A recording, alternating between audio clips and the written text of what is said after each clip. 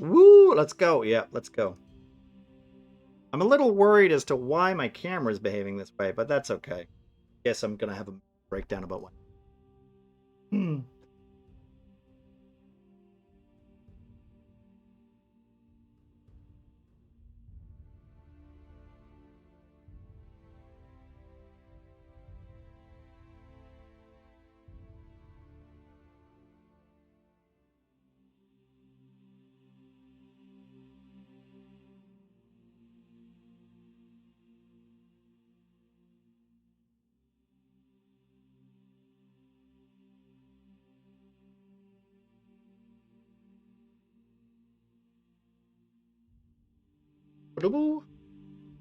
God, I hope I unplugged the right thing.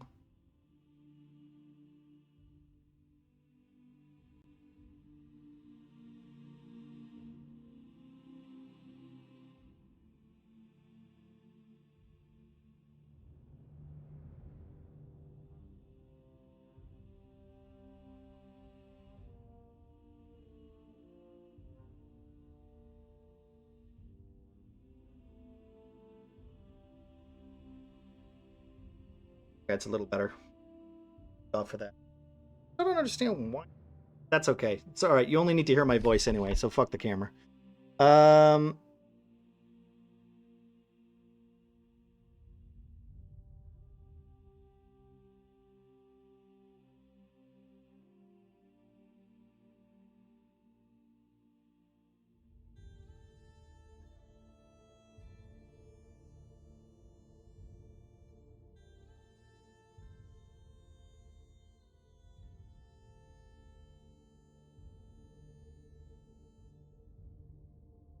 It is.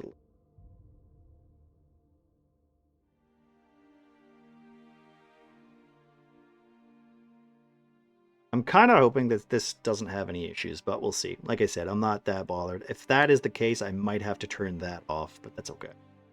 It's all good. I am worried at why. Maybe my camera's bust. I think my camera might need replacement. Okay. Well, whatever. It's too late. Too late now. It's too late. Technically, you don't need to see me. Maybe I should just turn it off. Good idea.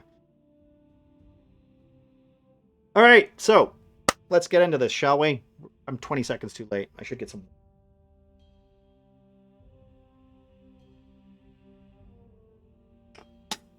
Okay. All right. Like I said, there's going to be issues. There always is. I could turn that off, right?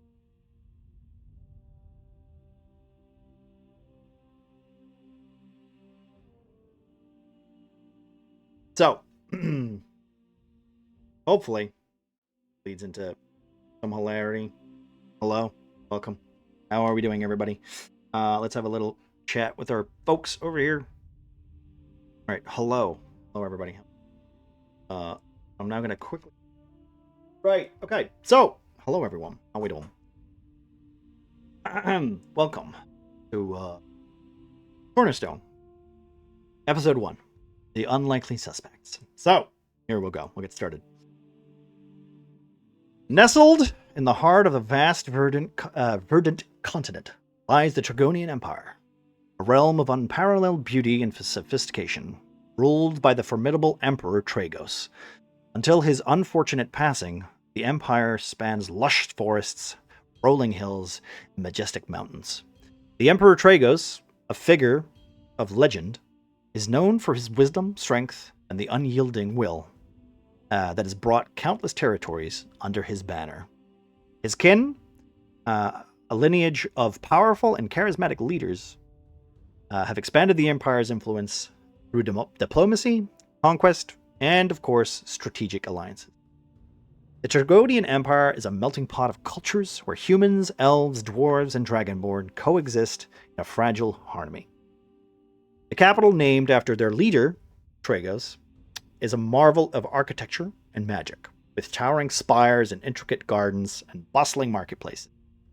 The Empire's reach extends to distant lands where outposts and fortresses stand as testament to its dominance. However, beyond the Empire's borders, the world remains a patchwork of diverse communities and hidden realms. Scattered across the continent are numerous offshoot towns and villages, home to races that remain independent and unaligned with the Trogonian Empire. Among these are the halflings and orcs, with each of their own unique ways of life and traditions. As the halfling settlements are often small and secretive, and nestled in hidden valleys or dense forests, known for their agrarian lifestyles, halflings are skilled farmers and artisans. Their towns, such as Oakstar and Port Pleb, are havens of peace and simplicity, where the rhythms of nature guide their daily lives. Despite their isolation, though, halflings remain a network of trade and communication, often serving as intermediaries between their empire and wilder regions. Orcs, on the other hand, are more varied in their settlements. Some live in fortified strongholds built into the side of mountains or deep within canyons, while others are nomadic tribes that roam the rugged landscapes. Orcs are renowned for their martial prowess and the fierce loyalty that they show to their chieftains. Many Orcish communities have resisted the Empire's advances, preferring their autonomy and the freedom they live by their own codes. Rising above the Trogonian Empire is the independent settlements of the Dragonborn Council, also known as the Council of Scales, a powerful and ancient organization that commands respect across the world. The council is composed of the most revered and knowledgeable Dragonborn, each representing a different clan or region. Their influence extends far beyond the Empire, as they are often called upon to mediate disputes, offer guidance, and protect the balance of power.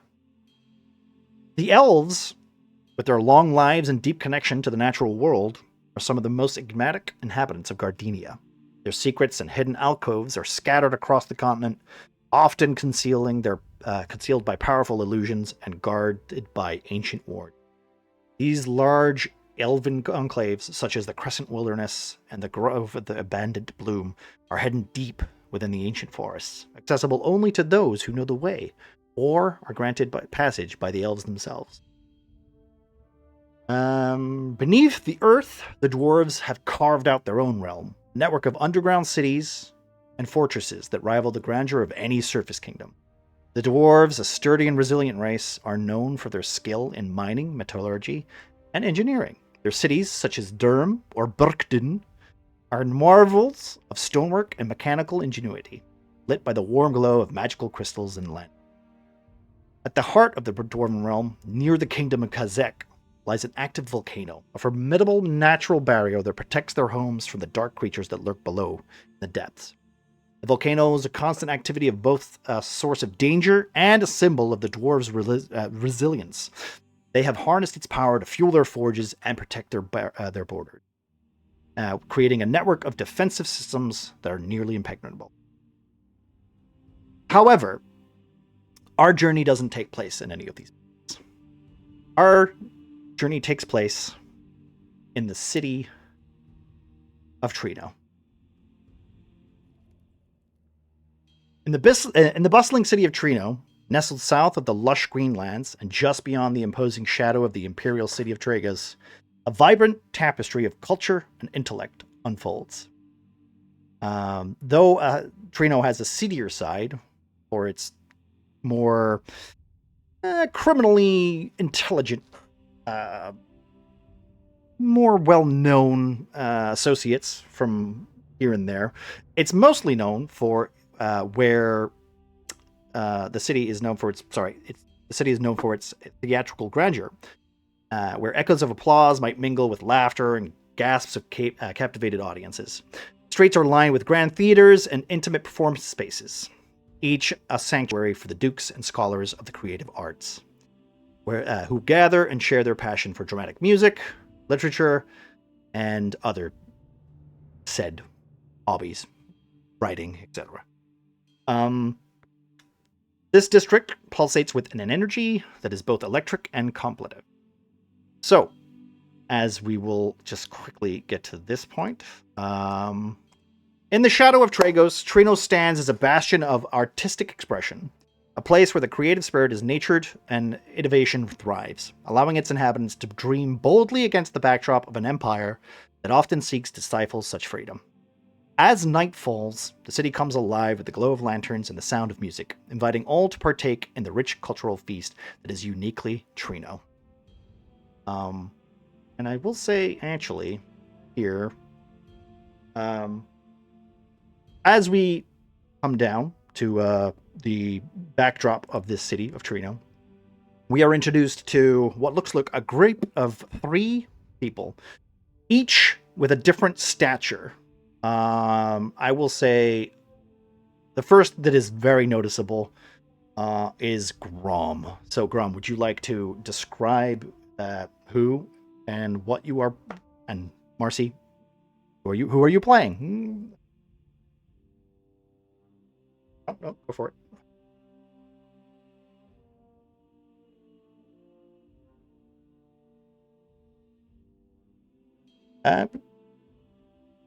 Yes. Yep. It's okay. I will refresh it. But don't worry. Oh, Discord is not actually heard. Great. Fantastic. Wait for it. Nice. Good. Thank you for that. Why is that not working? It's right there. Right there.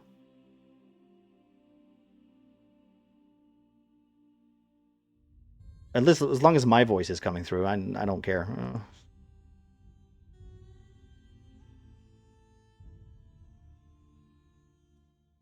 It's okay. Don't worry about it. I was skipping, so don't worry.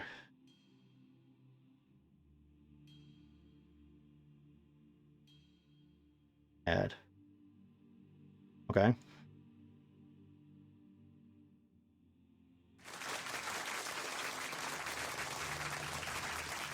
Thank you for that. Thanks, babe. Give me a second. Why is that not working then? Where's my audio? Wait, let me just find the audio real quick. There you go. Audio. Discord. It should be here. All right, whatever. Copy. Well, so you're saying the audio is not working? Interesting. Okay. Good to know. D&D's canceled. Yeah, it's canceled. Glad. Right. Okay, wait. All right. Can I get a hell yeah?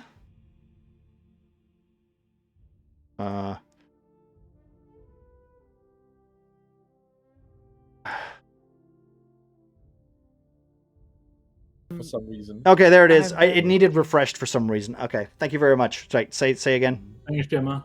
Okay, it worked before stream and now it doesn't. Okay, all right. So Grom, speak up before I smack your ass. Excuse the fuck Get out on of with me. it. Go on. I am playing as. You don't need to say your class. You just just describe what you look like, big, and we're muscly, moving on. family man. All right. Next to this big old massive how tall are you?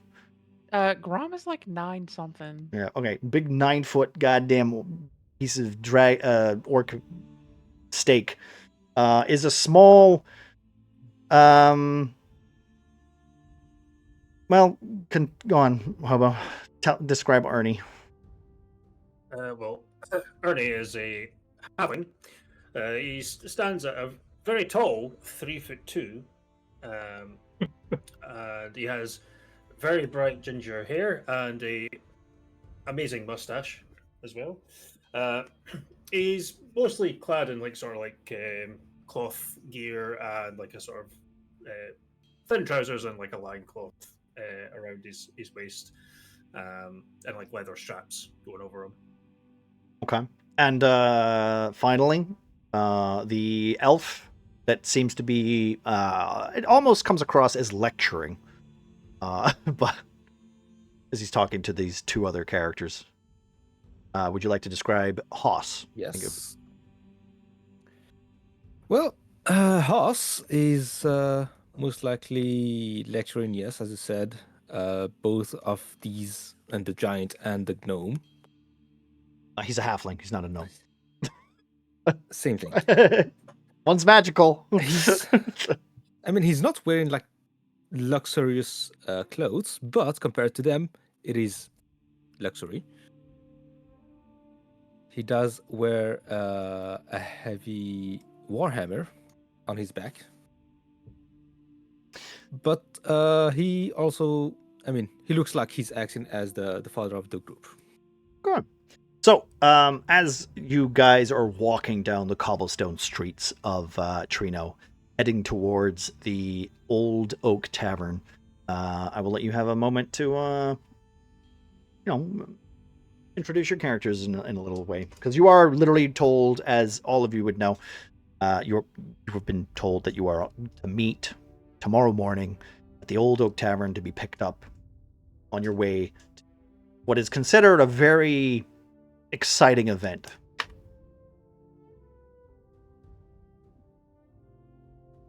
Well, boss, who's this guy we're off to go and see again? Sorry, I was muted. Oh, we're going to little fellows again, I see. No, we're going to see someone named Garth in the tavern nearby. The business meet does up not with the start at Garth. the business does not start at this tavern, okay? So keep it fancy. So, Keep it so proper. no fighting at this one. Hopefully, yes. Yeah, but you just said no. You just said keep fancy. That means no fighting at this one. Yeah, no fighting on this one. Then what the fuck am I supposed to do? Drink? Yeah, oh, fuck off. Oh, but drink is not such a bad thing. But not a lot. Hey, I'm watching you. What are you gonna do? You're gonna take me home? Yeah, Hoss, what you gonna do? Hey, I'm gonna take away your weapons. I my don't need my fucking- weapons. you gonna take me fucking hands? You can catch him if you want. Listen, I can use magic to make you I shut don't up. I don't give a fuck. I can still swing. Okay. So as these guys have their almost rival-like conversation walking towards the Old Oak Tavern, we cut to a group of very you know what, we'll cut to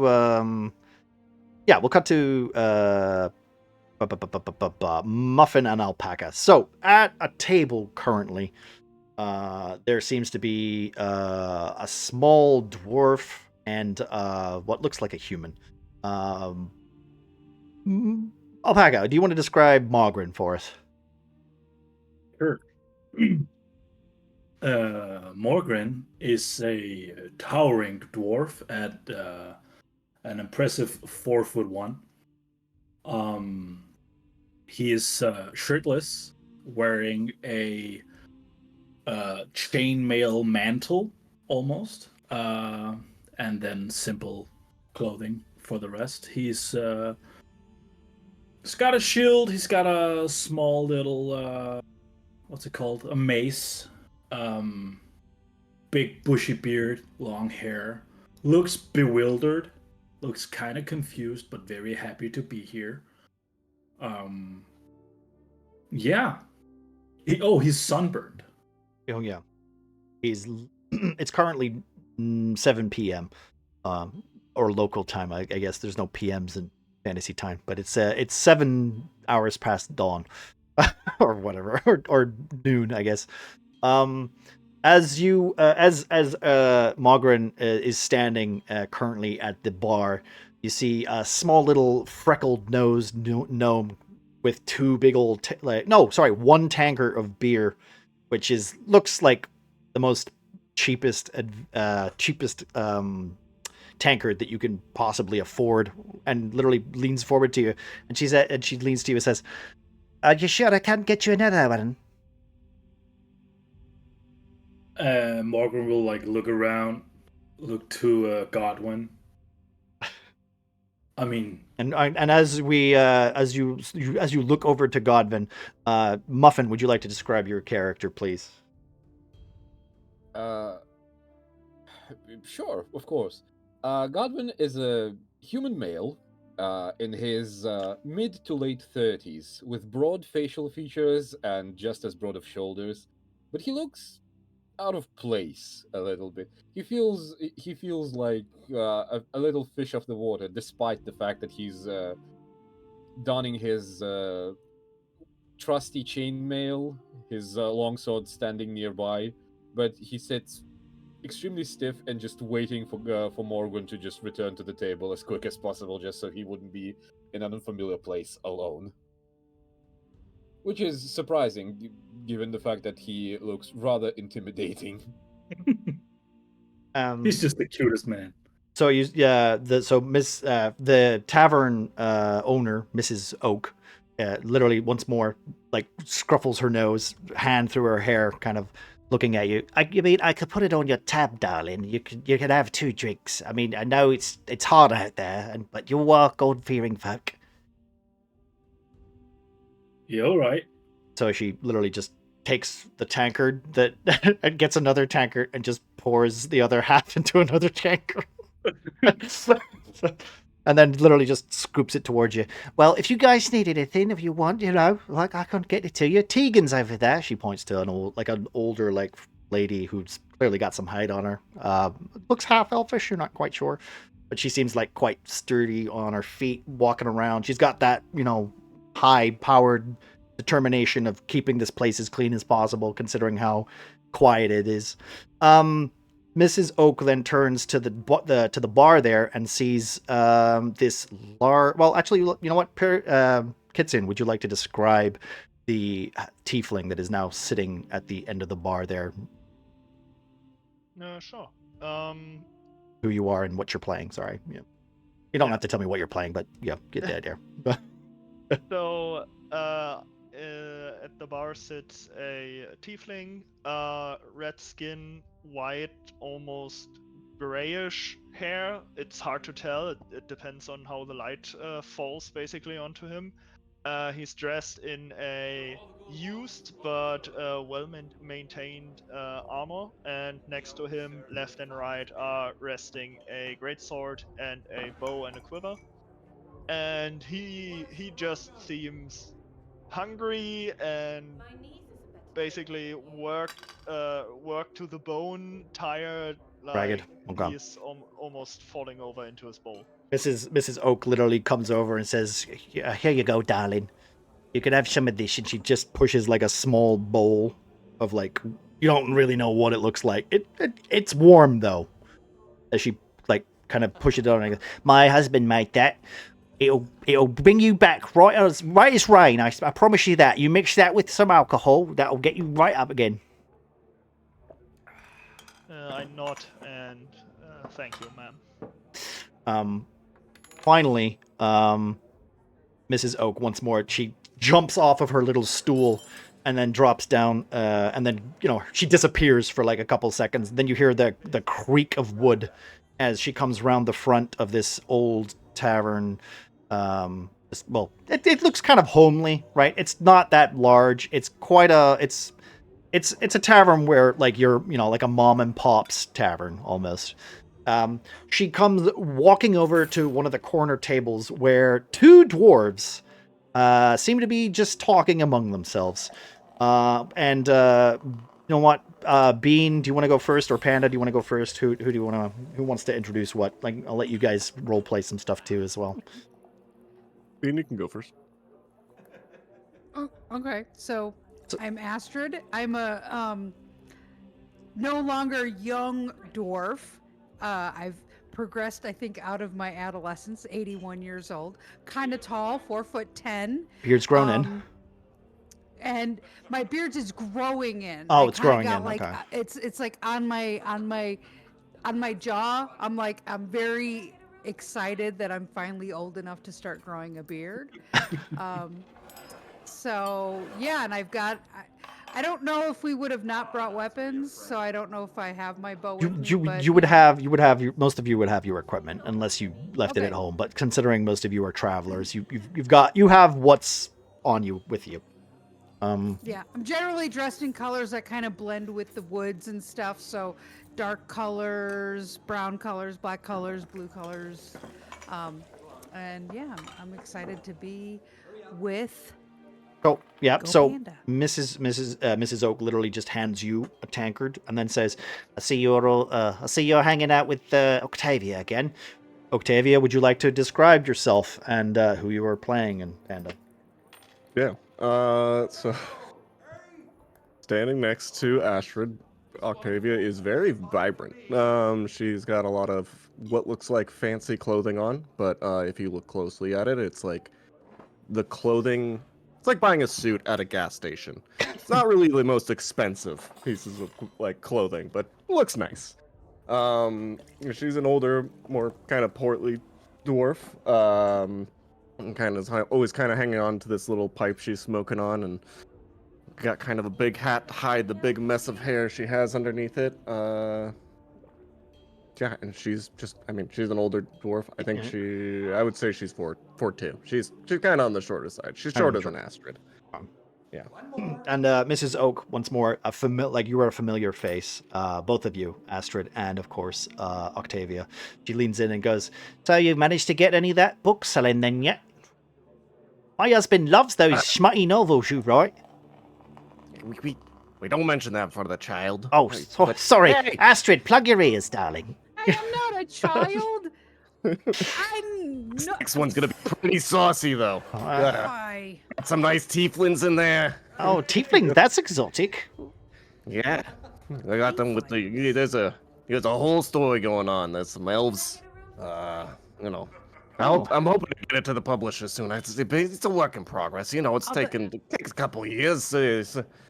Well, like I said, I'll put the cot next door so you guys can have a rest whenever you need to. But as I said, darling, you come back whenever you need to. I'm going to make sure that my husband gets a good old meal on. He's basically making up something nice for the rest of you. Do you even know how many people are supposed to be showing up today? I just got the letter to show up. I don't know, What is there? There's a couple of us in here. I don't know if all of us are part of this group or not, but... Okay. Well, it's just I was told here I've been paid quite a lot of money. 100 gold pieces for Mr. Gilderoy himself. Oh, Mr. Gilderoy is a nice man. He's a very nice man. He replaced all of my husband's cooking utensils with, get this, silver. Ooh. Bloody useless, but looks nice. I mean, it's very pretty, yes. Yeah, so we're going to melt that down and probably, I don't know, get a new piano. Well, when you get the new piano, let me know. I can tickle the ivories a little bit. Of course, you'll be the first one to know. I expect to see you anytime soon, darling. Right, I better get back to it. Yeah, again, Tegan's there if you need anything, darling. And then she just hobbles back over. She's got a little bit of a limp to her as she goes around back to the end of the bar. You see the door shift open, creak, and then dum-dum, and you just hear like what sounds like a echoing dwarf going. And it just seems like she's already she's having another argument with her husband. He must be making stew again. As that happens, we'll say that the other two the two, let's just say three. Let's say Haas, Grom, and Ernie. You enter the tavern one at a time, I guess. So this is the tavern I'll get to walk in? Yeah, just go find us a table. I'll get us some drinks. Go find us a table. Would Morgren and Godwin have heard anything from the other table? I would say that it's a very small room, it doesn't seem like anyone's keeping their voice down. So you would probably hear a couple of things if you wanted to, introduce her. Let me just quickly, you guys, table so far because this is the first use of Fantasy Grounds on my end, so things might take a little slower to get it. This is going to be a much slower campaign, so don't worry about it, guys. Ernie. As the other groups walking in. Yeah. I can't see shit. Octavia is gonna tap Astrid and be like, "My God, look at the size of that one." Pointing at what is it, Grom? Yeah, it would be Grom. Wait a minute, let me... He's a biggin. He looks like he's from them fighting pits. So, Auntie, before that work we now, get Pegu? with your publish, do I call you Auntie? Do I call you Octavia? Am I acting more like your servant and just call you ma'am? What am I supposed to say? Don't don't call me ma'am. Don't embarrass me here. Let's just, you just call me Octavia, call me auntie, one of the two, but not ma'am. That's a little too formal for me. All right. But Oh, sorry. they know I'm bringing my kid child. I got a +1. It's fine. But my kid niece. As you hear this mention of a +1, Mogren, you basically will look down. You see the invite that you were given, where I'm guessing even Haas has one of these invites where it says you are cordially invited to celebrate the life and legacy of Mallory Gilderoy on the occasion of his 100th birthday. All travel arrangements have been covered by the Gilderoy family and associates. A footman will negotiate your arrival to the estate. Black tie encouraged, but tailoring services will be available. I forgot about that. Yeah. So you literally glance down. You have the invite. Haas, you will also have one, and I'm assuming Perian is probably that's under the bowl of food he's eating currently. Yeah, it has a stain on it already Yeah. from some soup. Just one technical question. Yep. We aren't supposed to see the map yet on Fantasy Grounds, correct? No, can you not see it?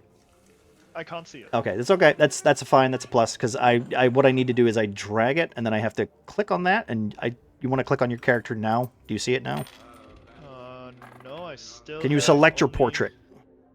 Kitson, the easiest way I did it was if on the right side campaign you'll see images, then you'll get the one for Oak Tavern. If you open that, you'll get the tavern.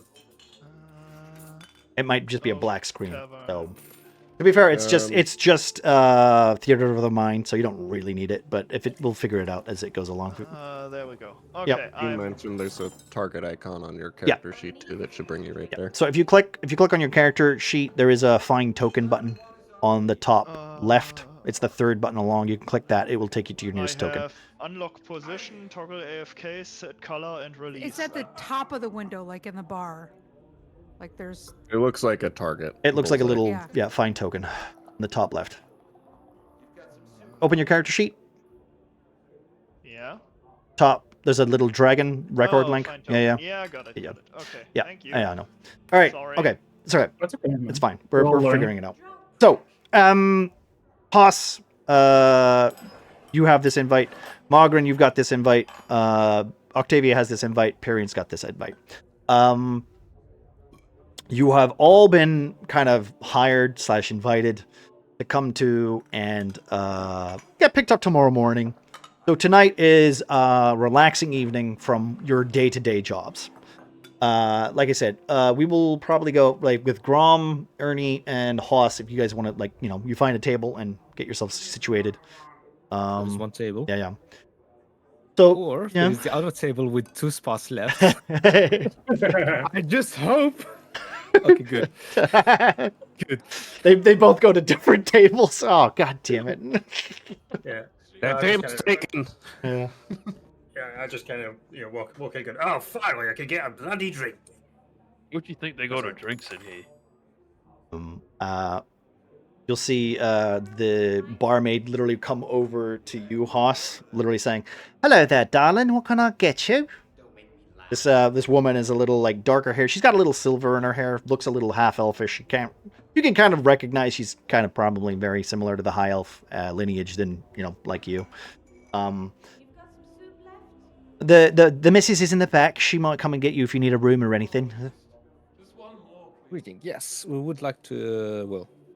A room for 3 people. Yeah, plenty room. The rooms are not they're upstairs, so you will literally have to go outside and go down the alley to the left. But we've got the keys for you. All right, no problem. Just tell me how much it costs, and It's we'll. literally it's only a gold, darling. Is it for the 3 of you? Horse, don't Yes. forget my booze. Oh yeah, they are quite thirsty. Well, make that 2 gold, darling, and I'll get you as much booze as you need for the evening. Ernie hears that and goes, get me 2 boozes in. Maybe make that 3 gold.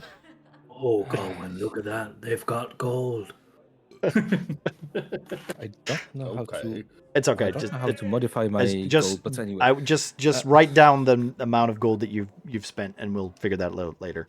All right. Well, with a sigh, I turn to the lady. Mhm. Here's 4, and just Well, Give- don't you go destroying anything now. She takes the gold coins and That's- literally and walks on, like That's a co- not even aware of what she's saying as she walks around the We're tavern making and no starts damn to. promises. Here, I'll get. You can go sit down, darling. You look like you've had a long day. I sit down. I put my hammer on the side of. I mean, like resting on, not on the table, but on the side of it, at the edge. And Tegan comes around, drops two big old tankards, for you, Haas, and for Grom, and then a smaller cup for for Ernie, until she sees the look in his eyes. I'll get you another one. No worries. I just exchange the cups. Oh, you just changed the cups. Okay, As- that's. No, as I was going to say, as if she walks away, Ernie's just going to death stare at her. As, Oh, I'd come on, exchange the man. cups It's while just he a stares at cup. them. Yeah, okay, all right, okay. So you switch the cups. Okay, good. She walks around back, and then she kind of goes back to cleaning up the behind the bar as you guys notice that the fire seems to be like dimming down a little. It's getting to the later evening. The rest of you, I guess, allow you guys to mingle, I suppose, considering how this is going to be how your characters essentially meet until tomorrow, where you're all going to get into the into the transport and transported to the party. I was going to say, Auntie, I Ernie don't will think be- I've seen this. Sorry. Go. No, on you go. No, that's all right. So polite. Everyone's so polite. It's what I love this. Thanks, guys. Let's try not to do a Merc watch, okay? All Ernie will be doing is he'll be, taking a big swig, and as he's doing it, he's sort of staring at the other two tables. And if anyone's making eye contact, he'll quickly just put the drink down and go, "What you looking at then?" Is anyone going to look at him? Oh, Octavius just staring at everybody. So Oh. when Ernie, they're looking at you, she's you just gonna, fucking geek. like cheers at. Just, Okay, all right. how's it going? Bastard, this must be the rest of the crew here. Yeah. I hastily put my cup down, just Yeah. in fear of anything happening from Ernie, just looking at him. Okay. I didn't do nothing. So, well, you know what we'll say is, Octavia, like as you match eyes with Ernie and literally raise your drink to say hello to him, we'll use that as a starting opportunity to actually converse. Well, you guys aren't interesting over there. Like, what you got a human, you got a dwarf, and you got a very tall guy. What's up with y'all? I didn't stop growing as a kid. The fuck you thinks? I got big. It's what happens. Oh, yeah, I stopped growing about. I don't, maybe like 80s or something. But that 4 foot, like, I wish I could be a little bit bigger. You're like my mom's height. She's alright. I like my mom. That's good height. Oh, It's nice weather down here. How's it up there? Sometimes it'll get windy. Grom's gonna knock back his entire tankard of ale. Okay, yeah. Like just one gulp. Yeah, no, he just hammers it down. As an 8-foot orc, that's a sip. 9 foot, get over it. Grom. Sorry, Boy. sorry, 9 foot. My bad. No, the woman is sensitive about his height. Yeah, yeah, that's so weird. Okay, as you guys throw back the drink and you introduce yourselves to each other, Ernie, Grom, Haas, you seem to be Haas seems to be a little nervous, which is fine, as you'll notice that Mogren and Godwin here are nestling one beer. Well, not one beer, 2 beers that have been split between each other. They clearly seem a little poor in comparison to everybody else. You guys just sharing a drink? That's sweet. yeah. Is that all you guys ever really do? You just share drinks? Ernie, how come we never share drinks? Well, sometimes we travel. Like, Oh shit. we went to this other town, and then we didn't have to share a drink there, did we, Godwin? No. And then but yeah, Whoa. That's a good story. I like that one. Grom, I could tell you another one. I don't let you guys share drinks because it happened before in the other town, and you started fighting each other for the last Because sip. he hit. Look, we discussed it. The last sip was supposed to be for me, and Ernie fucking drank it. I'll go sit next to Haas. I think you'll find that you took most of the drink and you left a tiny sip for me. It's because I'm fucking bigger than you. I'll get most of the booze. And I'll take whatever little bit I have left in my cup and pour it into Ernie's cup. You can have some of mine if you want to. What, charity for the little man? Is that what you're doing? And see, that's why you don't give him nothing. You just take from him. If you do Whoa. it, he just bitches. At which point, Man, Ernie's like you're- putting the you're actual chair, so he's so- only like. Wait a minute, Your guys. soul's fire, man. Like, wow. Huh. You're burning up. Even your hair is on fire. Oh, I thank you. I like that. I didn't think it was fire. I thought it was just red. No, it is fire, Grub. And he Ernie's back down the chair and lifts the tankard up to Ogren. Just come over and goes, "Cheers to your health." And takes a swig. Thanks. I'm not drinking because I just emptied my cup into yours. So So you know what, we'll say this as you guys are sharing a drink, however, maybe bring up the invite and why you're all here. There's an idea, okay? hey, I are was you gonna guys say meeting that Garth too? Okay, Uh, one at a time, guys. One at a time. Come on. I was gonna say, overhearing this whole fucking beer conversation, Octavia's gonna go up to the bar and grab a few beers for Okay. that table, and Alright. then make her way over there. Okay, so you just drop a beer in front of everybody. Yeah, I'm gonna drop a beer in front of everybody and be like, "So y'all here for the party?" Oh, I mean, if you keep bringing booze out, yeah. I mean, I hope the party's over there, not here. But hey, a welcome beer is a welcome beer. Thank you, Oh, little man. thanks, lady. So, Hoss, isn't we supposed to be meeting someone, starts with a G? Yeah, we Oh, gotta you have guys are to meeting meet- Garth too? Yeah, Girth, Garth, whatever his name is. Wait, I turned around to the rest of people who didn't join the table. No. Are you all here to meet Garth too? Yeah. Well, I'm here to meet the second-hand man to Gilderoy. That's gonna take us to this party. Hold on, I'm more interested in that. Gilderoy and partying sounds cooler than meeting a man named Garth. No, Garth is going to take us to Gilderoy. Oh, all right. Okay. Well, Oh, sounds so like we're are- going are to the you party lot- there. Are you lot all published? Are you writers too? Are you writing books? And I can't figure out my fucking accent. Eh, it's okay. What Take your part of time. place? Take your time. Take your time. You're I like it. throwing me. I like You're it. It's throwing me good. I off. like it, Bean. Just stick with it. It's good. Just a mix of southern and Yeah. suburban I English. I I don't know love what it. the. Ah. It changes every session. Yeah, yeah. Oh, every Yeah. I can't wait for do, I can't wait for Marcy's next week. Oh, blending in your environment as a ranger, right? Yeah. Well, Yeah. if Yeah, you're no, I'm talking gonna have about to try to writing books, maintain this. So If we're- wait, y'all are here to see Garth, and are you writers? Like, Yeah, I mean, Garth Well, and we Gildy wrote Boy. here, but yeah.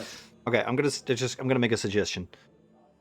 yes. Specify who you're talking to, okay? No, the interest. I know, but just specify who you're talking to, so we don't have a lot of people talking over each other, right? Just because I think it's easier just for the amount we've got, right? So let's just say Haas and Astrid are having this conversation right now, right? Just so we don't have people just glibbing in. Otherwise, we'll just have a nightmare of a time. So, all right. So continue, Astrid and Haas. Thank you. sure. All right, so I'll just be looking over at Haas and. So you're a writer too? You here to publish new material? What kind of stuff you write? Myself, no, but my two friends over there are very good writers. And by writing, I mean writing on each other's face. I was about to say I don't use no pencils. You've got some soup left? Well, so What about you? then? What brings well, you here? I'm with my aunt, with Octavia, the fabled bard over there, and I'm her +1, so I'm just tagging along. But you've read her books, right? I mean, she's so famous. I How are you- look at you, Octavius. Octavia. Octavia. Octavius. That's, oh no, I can don't see. know. I can see the Oh, no. parallels already. Oh no. She's looking over, she's just gonna put a smile on her face and wave, hello. I'm sorry, but I'm not familiar with your work. Do you perhaps have a sample right here?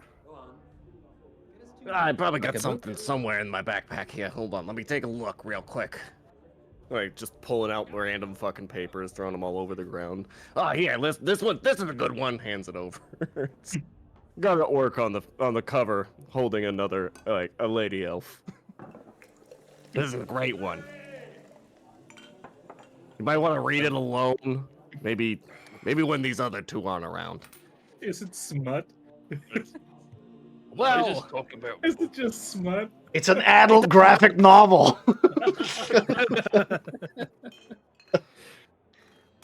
It's They not talk about smart, their it's feelings in some art. way. Yeah. Wait. Before we go any further, is that when Perion's ears perk up? Is that smut? No, Somebody say smut? no, but he will be listening in Yeah, okay. curiously at the whole conversation, especially when Octavia says she is writing, but when she's saying I'm writing novels, then it's like, Oh, okay. More of a history buff. Got it. more poetry. Okay. Oh, but there's poetry. There once was a cat called Debussy. Have you heard that one? I told you not to repeat that one to people. You know, I think I knows that one. It was a little on the sauce that night. Sorry. That's one of Grom's favorites. So So if y'all aren't writers, then why did what's his name? Gilderoy. Where is it? Mr. Gilderoy. Gilroy. No, Garth. Oh, Why did Garth. Mr. Garth invite y'all? Why are you here? What? Gilderoy did the inviting. Garth is the footman. He's the transport boy. Astra's response. What's that? Sorry. No, go for it, Hobo. Astra's response. Ernie basically points to Hoss, just like, I don't know, he knows all the shit. He's the one with most of the papers.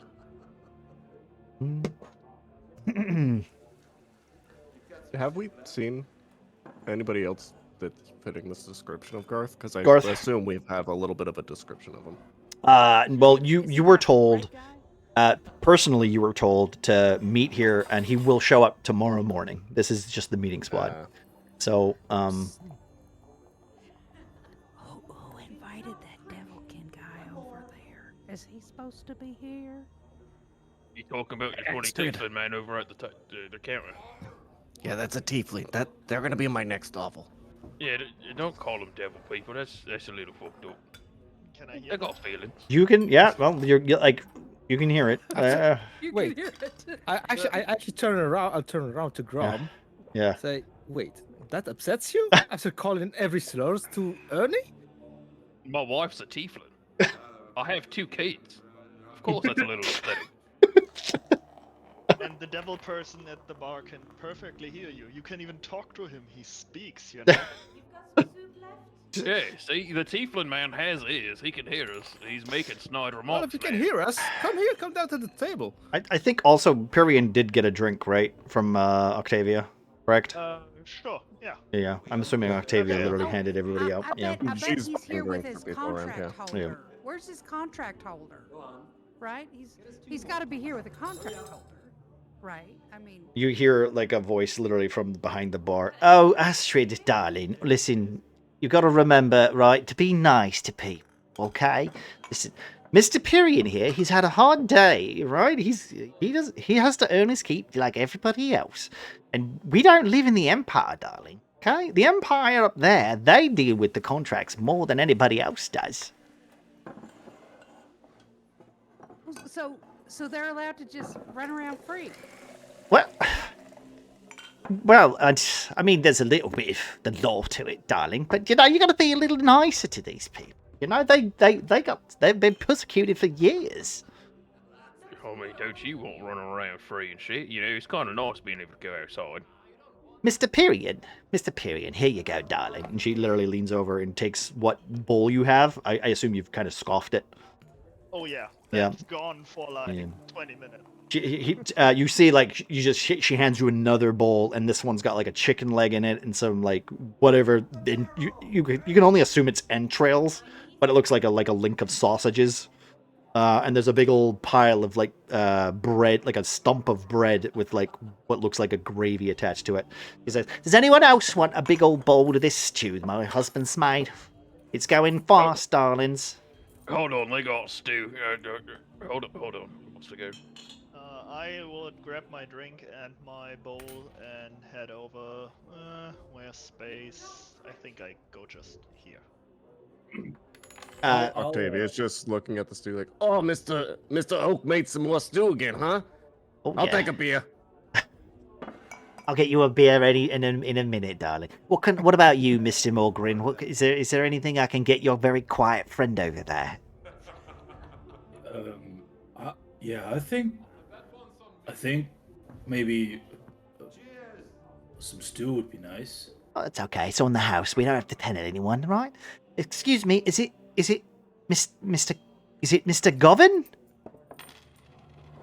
My name's Godwin. Godwin. Sorry, darling. Sorry. Would you like a bowl of stew? No, thank you. Would you like me to, we could get you a bowl of water to wash your hands. They look very dirty. No, They always that's look like- okay.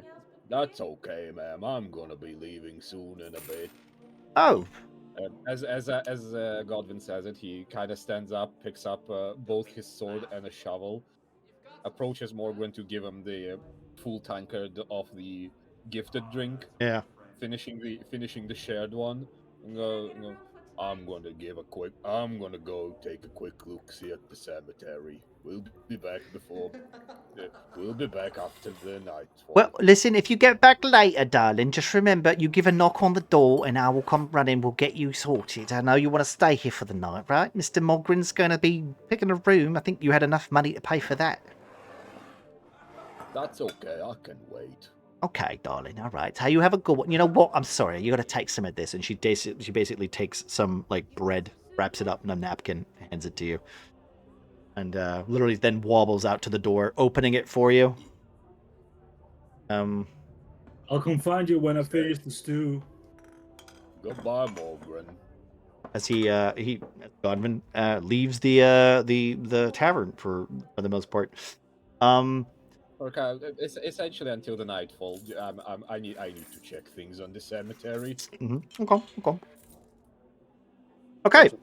So Okay. Sorry. Wait.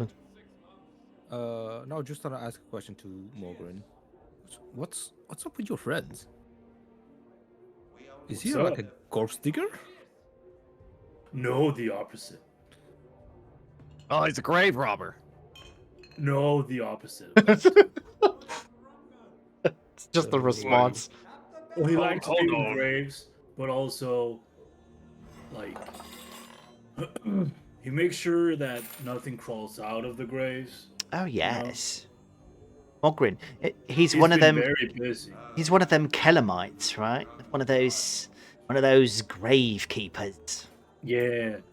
Very mysterious people. They come from down No. south, right? No? I don't know. I mean, he's from north. Oh, right. He's from the north, is he? Wait, things crawl out of the graves, talking All bugs, the time. Yeah, all the time. It's super scary. bugs and snakes. We don't have that problem here, darling. In Tree now, we don't really deal with the undead that Don't often. worry. When Godwin's here, nobody has that problem anywhere. The undead's a very southern kingdoms thing. We don't have to worry about it here. Don't worry. Don't scare the little one. Slaps you on the cheek, Morgan. I'm not little. Listen, right, first of all, that's Ernie's thing. I was going to say he just hears the word. He hears the word little, and he just kind of looks up at his tankard, just like stares, like, "Who said it?" Okay. So she goes back That's round pepper. to the other side of the thing, and she just starts like essentially, if your drink gets empty, she just comes around and starts just like handing things out, just until you guys start to settle down. Oh no, thank you, ma'am. I should probably go check on Godwin. Well, just remember, you got to knock on the door, and I'll hand you the key. Thank you.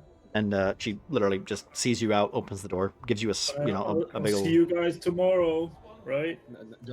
As she opens the door, Godwin is still outside, Oh, looking, kind of leaning in, asking, "I'm sorry, where's the cemetery?" I'll go with you. Come on. Oh.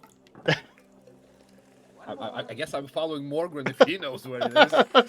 Oh, I'm gonna find it. And as soon as I step outside, you guys Yeah. see that he just takes his mace Yeah. and it lights up like a lantern or like a torch. Yeah. It looks like it just bursts into flames. Okay. And then, come on, Morgan. Come on, Morgan. I need you. Come on, Calvin. Give. Come on, Morgan. All right. Come. I need like first roll of the game. I need a. Oh, what would it even be at this point? Arcana? Just Arcana to find the cemetery. I'd say like maybe a Oh, nature no, check. that would be. Shit, I don't know. Uh-oh. No, don't do that. Investigation? Yeah, you know what? Give us an investigation. You're technically the newest in town. Both of you are the newest in town. How do I roll that? You double click There's on the. Yeah, on the state. You double click on the stat and it should roll it. Oh, there it is. You open the skills Hey! page. I guess he knows. Well, seems to know. Yeah, no, you were visiting there earlier when you were doing your daily sun walks. Godwin, remember churches? They're usually like uphill, you know. So in cemeteries, they're usually close by churches. So as go uphill. As those two head off, I guess they'll be back tomorrow. Wait, which way is uphill? Oh no. This is where I'm going to be worried for the rest of the campaign. North. I think Uphill is it's always up, north. Morgan. North. Yeah, just go north. When Go north. Uphill is always. Snowing. Okay. they are Wherever gone, it's snowing. Wait a minute. Wait. when they are gone, I'm like, those are two interesting people. From We're gonna meet a lot more than that. From the looks of it, he's a Kellamite, and I think he's supposed to be some sort of knight or whatever. And the other one, well, I asked him, and he went on and on about some girl in some light or whatever. Very distracting, that man. Very handsome, but he really has to sort his skin issues out.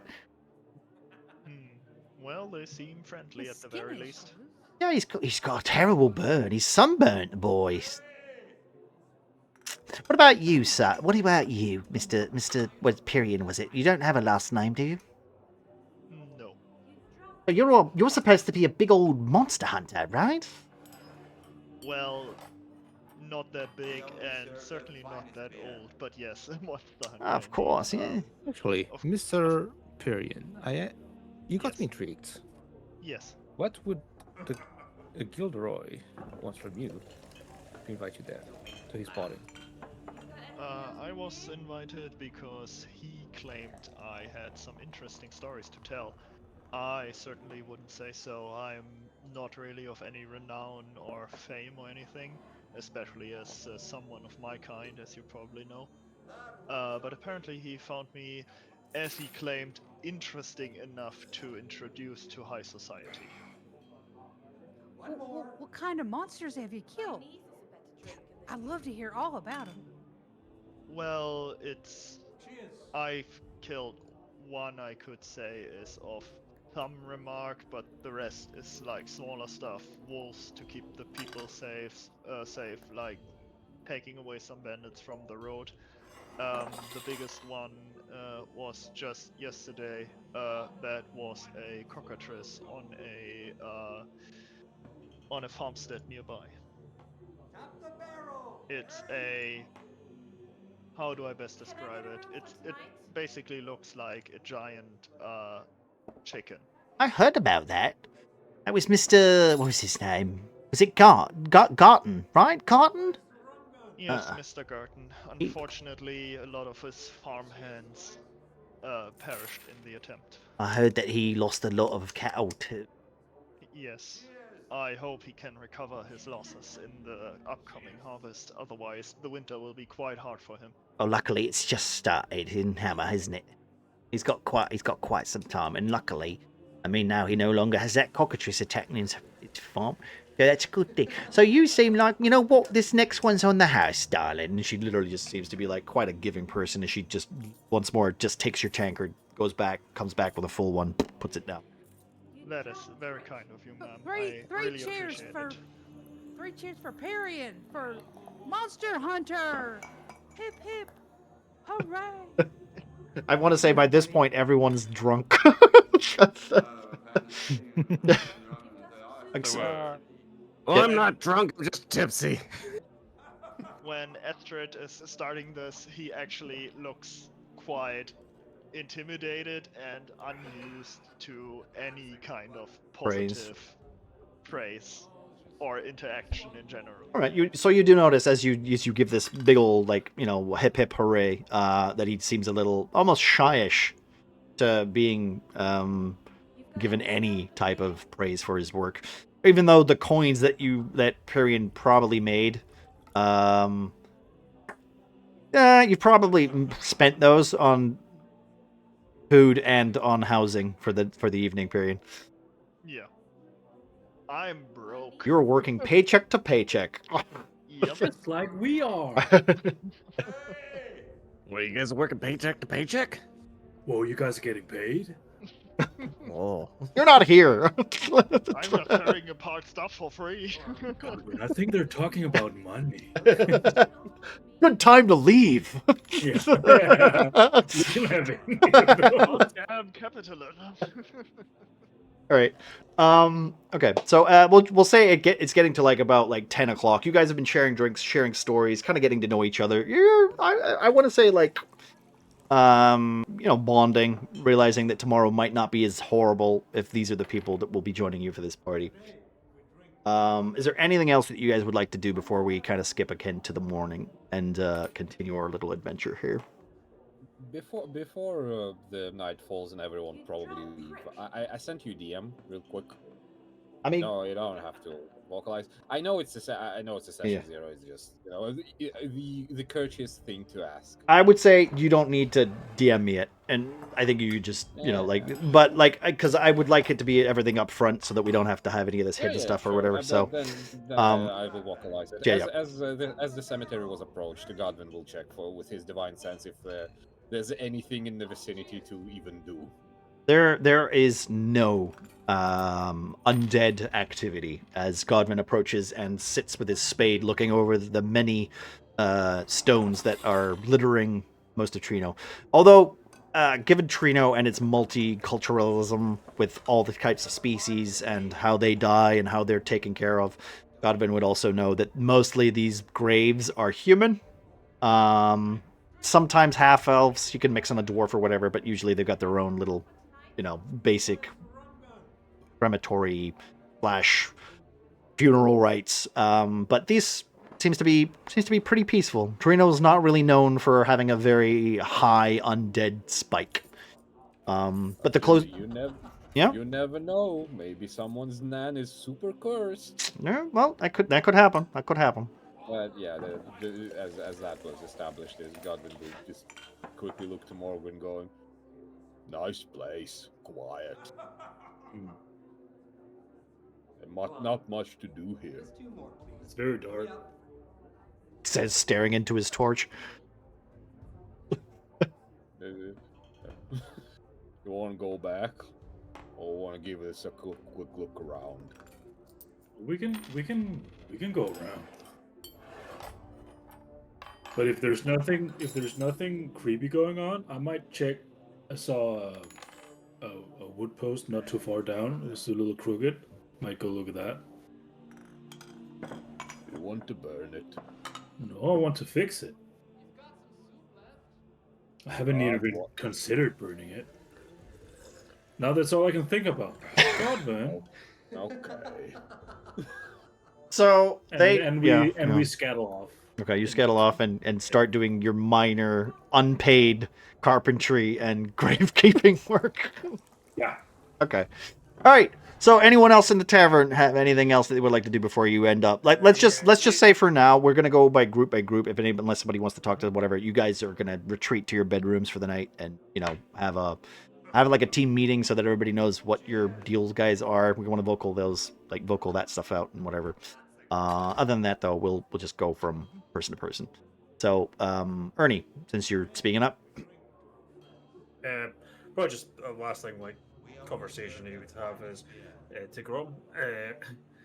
So, Grom, did you see where that guy lived? His weapon glowed. It was incredible. Bodies don't do that. And he pulls like his two hand axes and just like waves them, trying to make them light up. Weapons don't glow. That's just hokey pokey magic nonsense. Hokey pokey. Okay, okay. Hokey pokey. You know, like the funny magic ladies, they always, whenever they cast in the funny spells, it's whatever the funniest words they be saying. Just out of curiosity, Perian, how big is your weapon? It's a great sword, right? It's a big old. It's a big old hunger sword. Okay. It's about as tall Out of as like me, maybe. as tall as you. Jesus, that's okay. All right. Well, maybe a head smaller. Yeah, maybe a head smaller. Okay, so you out of everybody, I think yours is probably the most impressive weapon. It does look cheap and worn.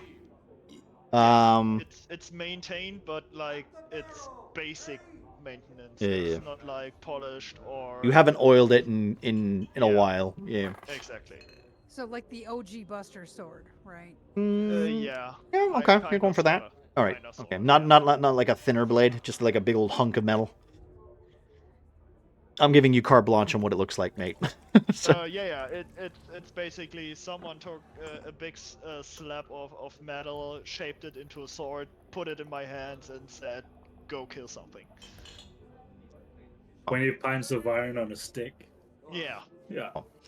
It's really someone. Okay, if you are inclined to weapons, you would probably say it's primitive.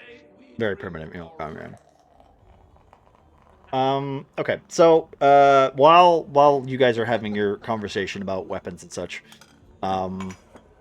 Mrs. Oak comes over and starts to collect dishes. Tegan leans over, gives a gentle hand press on Haas, saying, "So that's the house set up for you, darling. So here's the keys.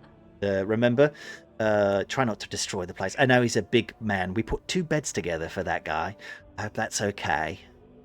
I'll wink and say, I can't promise anything, but just for you, I will look out for it. Thanks, darling. Just in the background, you hear Ernie going, "I don't need 2 beds. I'm not that big." What? Oh, right. Yeah, Ernie's the small one. I'm the one who needs 2 beds. We put 2 shelves together for him. I will turn to Octavia, holding the piece of paper she gave me. Okay, so can you explain me this line? I like your kinky fuckery, I whisper. Like, how do you find your inspiration, actually? Oh, I mean, you get it from all sorts of places. Sometimes watching, sometimes, engaging. Wait, hold on. Watching? Like, some people are into some different stuff. Hey, what do you expect from me? What the shit are you guys reading? I like to try to write the most truest of stories, so listen, if you can let me borrow Grom for a few nights at some point. Welcome to the new campaign, ladies and gentlemen. Welcome. Wait, I don't think I'm doing anything tonight. I was just gonna eat another bowl of stew, and I don't know, maybe nap. Well, we gotta find another person around, so We got Danny. Maybe let's have Gilderoy's buddy. He's the one that really wants the story. Well, actually, I had to could conclude. have a fresh story just for tomorrow. Fresh. I mean, I did have to include some tieflings. Period. Well, How do you feel? That's very flattering. Wait, what about this is flattering? I don't even know what this story is about. What's going on? Well, don't worry about it, honey. You'll find out. Oh, The stories they just write themselves, and you just gotta be in the right place at the right time. I- and then- I just I'll love hop in a how. second. Yeah, no worries. I mean, I I'm just just love how saying, Grom is basically Goku. Like he doesn't know how babies are made, but he has kids. He wasn't paying attention to the conversation, so like he's just queuing back in. And he's a little lost. Okay, yeah. All right. So yeah, okay. As we'll just say that like for the most part Perry like he gets up and he starts like moving, saying, you know, he tips his hat or tips his head and walks over and basically goes to bed for the evening. So that he'll see you guys tomorrow.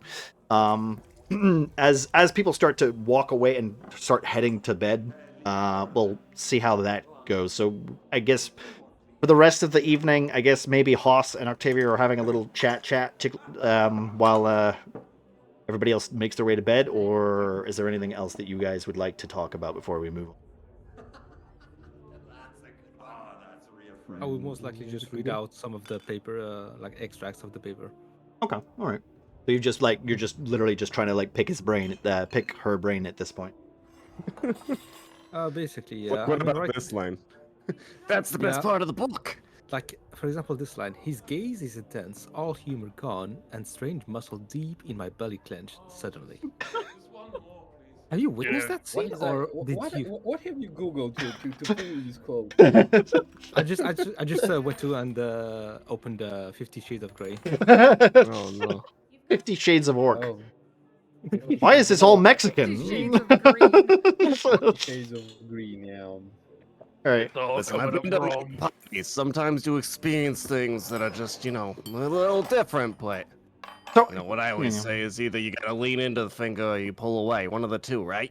Lean into the finger or pull away? Yeah. That's gross, but I love it. Octavia, it's literally God who's saying that to you. Astrid, while your great aunt is talking about hardcore pornography, is there anything else you want to do, or do you just? That's what this room already. Harry and I like your big sword. Perion's gone Why to do you keep it Perion's sharp? Perion's gone to bed. He's left. Oh, he's back. Octavia furiously starts writing. So what does this Astrid do to I don't know, move on the scene, please? Like, wow, these tables are just such fantastic quality. Someday, I like the wood.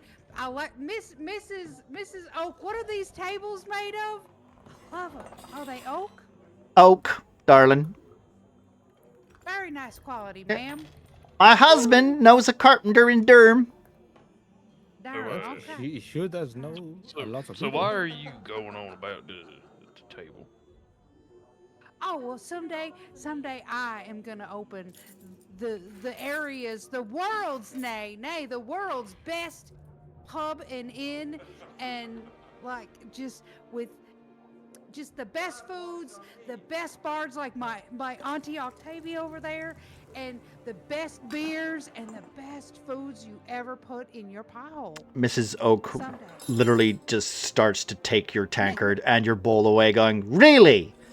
Great." Next to yours is not as good as yours. I Mhm. love this place. It's Yeah, fantastic. that's lovely, darling. I do hope that you get your wishes. You seem to be finished here. She just starts to take your stuff away. Excuse me, Miss Oak. Can I finish her bowl of stew in that ale? I mean, there's nothing left here, darling. But yeah, I mean, if you want to lick it Can I- clean, I love Can I my. get another? I just want some more stew and some beers, please. I can I'll have do. some sent you up to the room. But Oh, we're I closing the kitchen, darling. It's time for we've got to get up early so when Mr. Garth comes with the transport that we have Oh. enough night. So Fine. It's no big deal. it's all right, darling. It's all right. I'm glad my husband will be flattered that you'll know that you like his food. And she walks over. You once more you hear her like tremble off, the little small feet clicking, the creak of the door on just behind the bar. Then once more the kitchen door opening and then closing, and all you hear is. And you just see a big old like head pop out from the corner with a big old bushy beard and like dark brown spots and like littered kind of like freckled like nose and his hair like popping out of his nostrils going, "Don't worry there, boy. I've got you. Tomorrow morning we're going to have some leftover porridge and stew." He just, Porridge and my stew. Fuck y'all. and he just Oh, I'm like, going to bed now. he pops his head back in, and you're like, you can tell this man's Mr. Oak is very boisterous and loud, and there's a reason why they keep him in the kitchen. I think Grom's gonna be friends with Mr. Oak. They're gonna get along great. Porridge and stew. I think I'll have a beer. I love how can I just say, can we just take a moment to realize that Panda is now playing an alcoholic in this campaign too? She just doesn't like food. Oh, stew. Yeah, I'll have a beer. Okay. So the lights start to dim, the candles start to literally, drop. The fading fireplace seems to settle as it gets to the evening hours, and I will allow you to designate yourselves back to your rooms where you have been designated for this evening. Yeah. Yep, Grom is headed to bed. What's that? Sorry. Yeah, as Ernie and Grom like sort of head up to the room and that, you sort of like sort of low whisper, low talk to Grom after like listening to quite a bit of Octavio and Octavia and Hoss's conversation. It's like, I think we best lock the door and put someone to block it in case that Octavia wants to come in for a little, wink, wink. I don't think she's going to be winking much, if I'm honest. Nah, I think she's too drunk to do anything for tonight. But, we can lock the door. I don't think it'll stop her much. She seems to be real friendly with the lady downstairs. You might just get keys. You know what, Grom? You slip on the door. You guys just hear piano playing off in the distance before it's immediately cut off. You make me sleep on the fucking door. You sleep on the door. So, As enough, I don't need that much hours of sleep, actually. you don't. That's why I was saying, like, are you going to be staying up, or are you going to be returning to the room with the rest of the party? No, I will go with the two knuckleheads back to their room because I have the keys. And I will keep the keys. Okay. All right.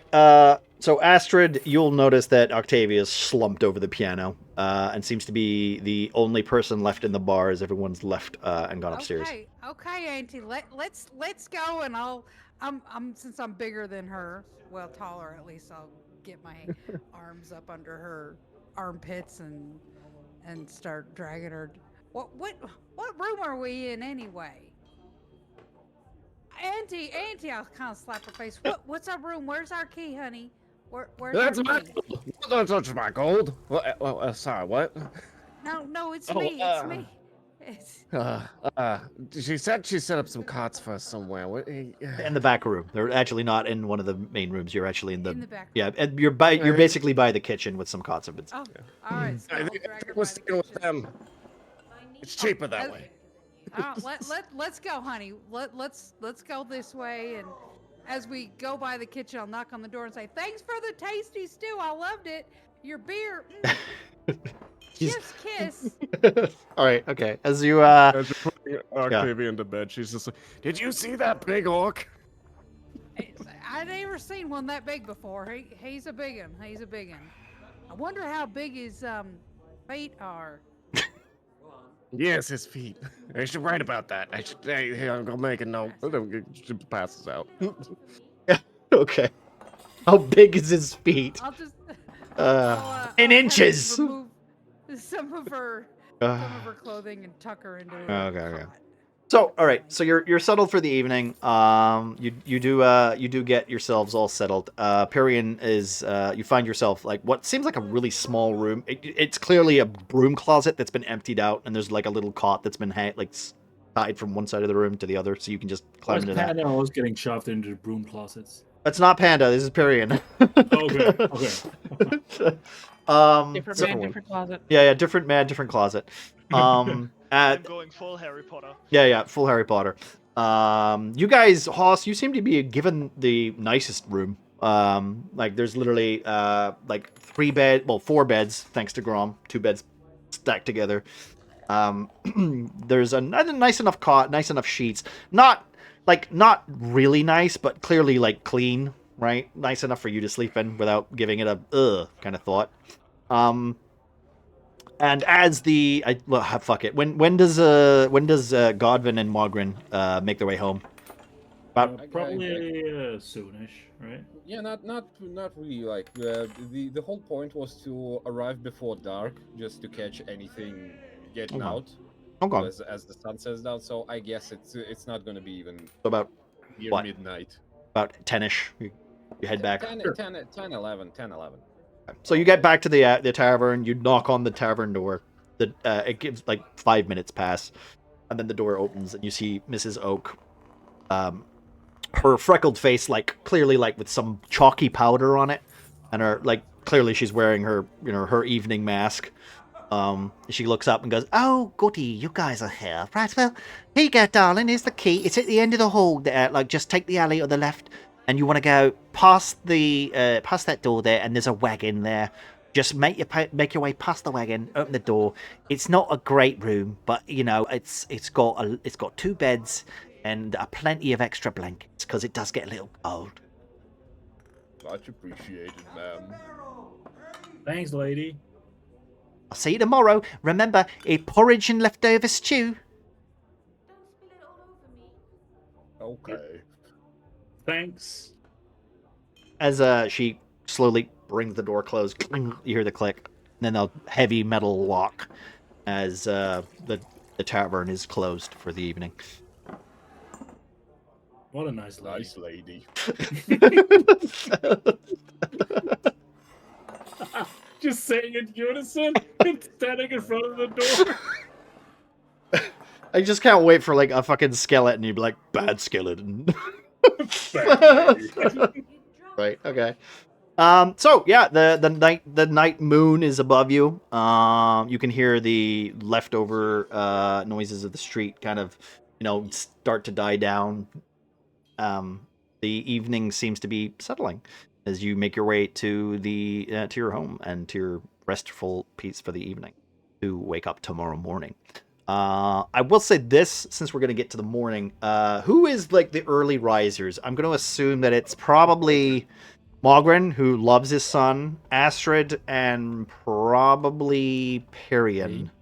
Oss, are you an early riser?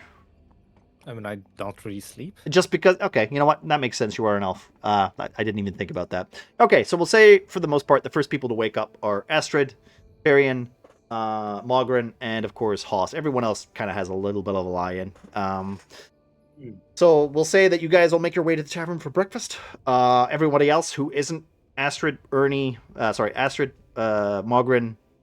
the name I just said, Perian, and Hoss, you guys... let's just say one at a time, you enter the tavern as you see the Mrs. Oak standing there, like literally with like an apron on. Mrs. Oak? I will literally tell you because You wrote that down. I wrote it down. Referred to as Mrs. Oak. Well, she's Mrs. Oak. It's Mr. and Mrs. Oak. Right. Her name. She goes by Harry. Here. Harry Oak. Harry Oak. Manic. Yes. You said we are in the city of Trino? You are currently in the city of Trino. Yes. How's that spelled? Treno? E. Yeah. Double E or No, one no, E? just one E. Treno. Trino. Okay. Thank you. Just Yep. for No, that's okay. Yep. Go for it. Okay. So, as the door opens, you can see she's wearing a different, almost like vibrant shirt, bright yellow, with a white penny wrapped around her as she seems to be kneading bread into the actual bark top. Morning, whoever comes in first, I'll let you guys decide. Hoss, because you're an elf and weren't really sleeping, I guess. The rest of them are kind of waking up. Yep. Good morning, I'll Mr. be- Hoss. Good morning, Mrs. Oak. How are you Uh, doing this fine morning? doing pretty well. Just getting the morning rolls out. There's no sign of the transport yet. I've heard a note. They sent a message earlier. It will be soon. So, like, if you want to get some water and breakfast and get yourself set, I'll let you know when they show up. I'll be waiting for my friends until they wake up, or other, invitees to the party. So, just don't mind me. I'll just be sitting there in the corner of the tavern. Okay, darling. Don't worry. Can I interest I you got in a just couple of one- rolls? Fire baked. Don't mind you? Yeah. Okay, darling. I'll put you Well, down awesome. for one. You So what do you say, baked?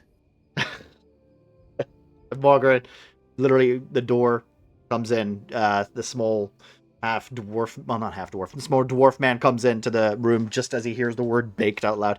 Oh, I'm baked too. Mr. Mogren, you really should do something about that skin. I have some lovely moisturizer that could do you a world of good. Made of bone dust. Sure. It is very expensive, though, darling. No thanks. Can I interest you in a roll? Is that expensive too? Well, let's just say that if you come back and repay the favor, well, you can have this one for free. Thanks, lady. I'll put 2 in for that Mr. Godwin fella. He does look like he doesn't get up very early. No, he doesn't. He likes to stay up late. Okay, darling. Okay. As you come in and I guess you've already done your morning prayers, or do you want to do that inside? Or... Let's wait for that for a later episode. But Okay. yeah. So, but it's done. You've already done it. Okay, just so that we're aware that your morning prayers are very integral to Mogren's character as a sun-baked what's it. Yeah. All right, Perian. Yeah. I walk in. I make a very polite, like half ode to Mrs. Oak. Mhm. Like, good morning, Mrs. Oak. Really like Good morning, darling. from the body language, like trying to stay as polite and unintrusive and not scary as possible because of the upbringing and Yeah. you know, like someone who was abused quite a bit and like has learned to be there but be invisible, which is really kind of hard if you have red skin. Yeah. So, like, literally, you could see that Mrs. Oak kind of just raises her head and says, "Good morning. Can I interest you in a roll, pet?" Oh, I would love to. Okay, sweetheart. Just you go get settled. I'll get you some morning milk, morning porridge and stuff, and I'll pack some of these rolls for you. Thank you, ma'am. She literally once more she takes a big batch of these like little almost like 12 dough balls, then picks it up and then just heads into the kitchen where you hear the boisterous voice open past the door. 12! Gosh darn it, you fucking... And then the door just slams and you just can't quite hear the rest of the conversation. They paid top dollar for the installation.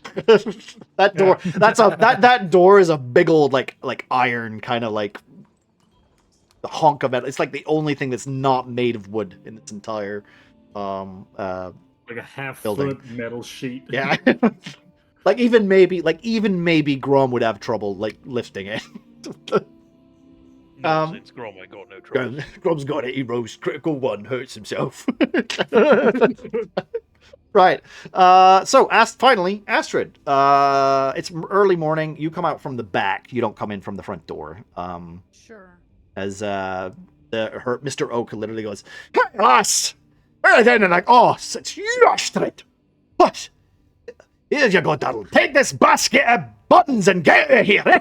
And he You betcha there, Mr. Oak.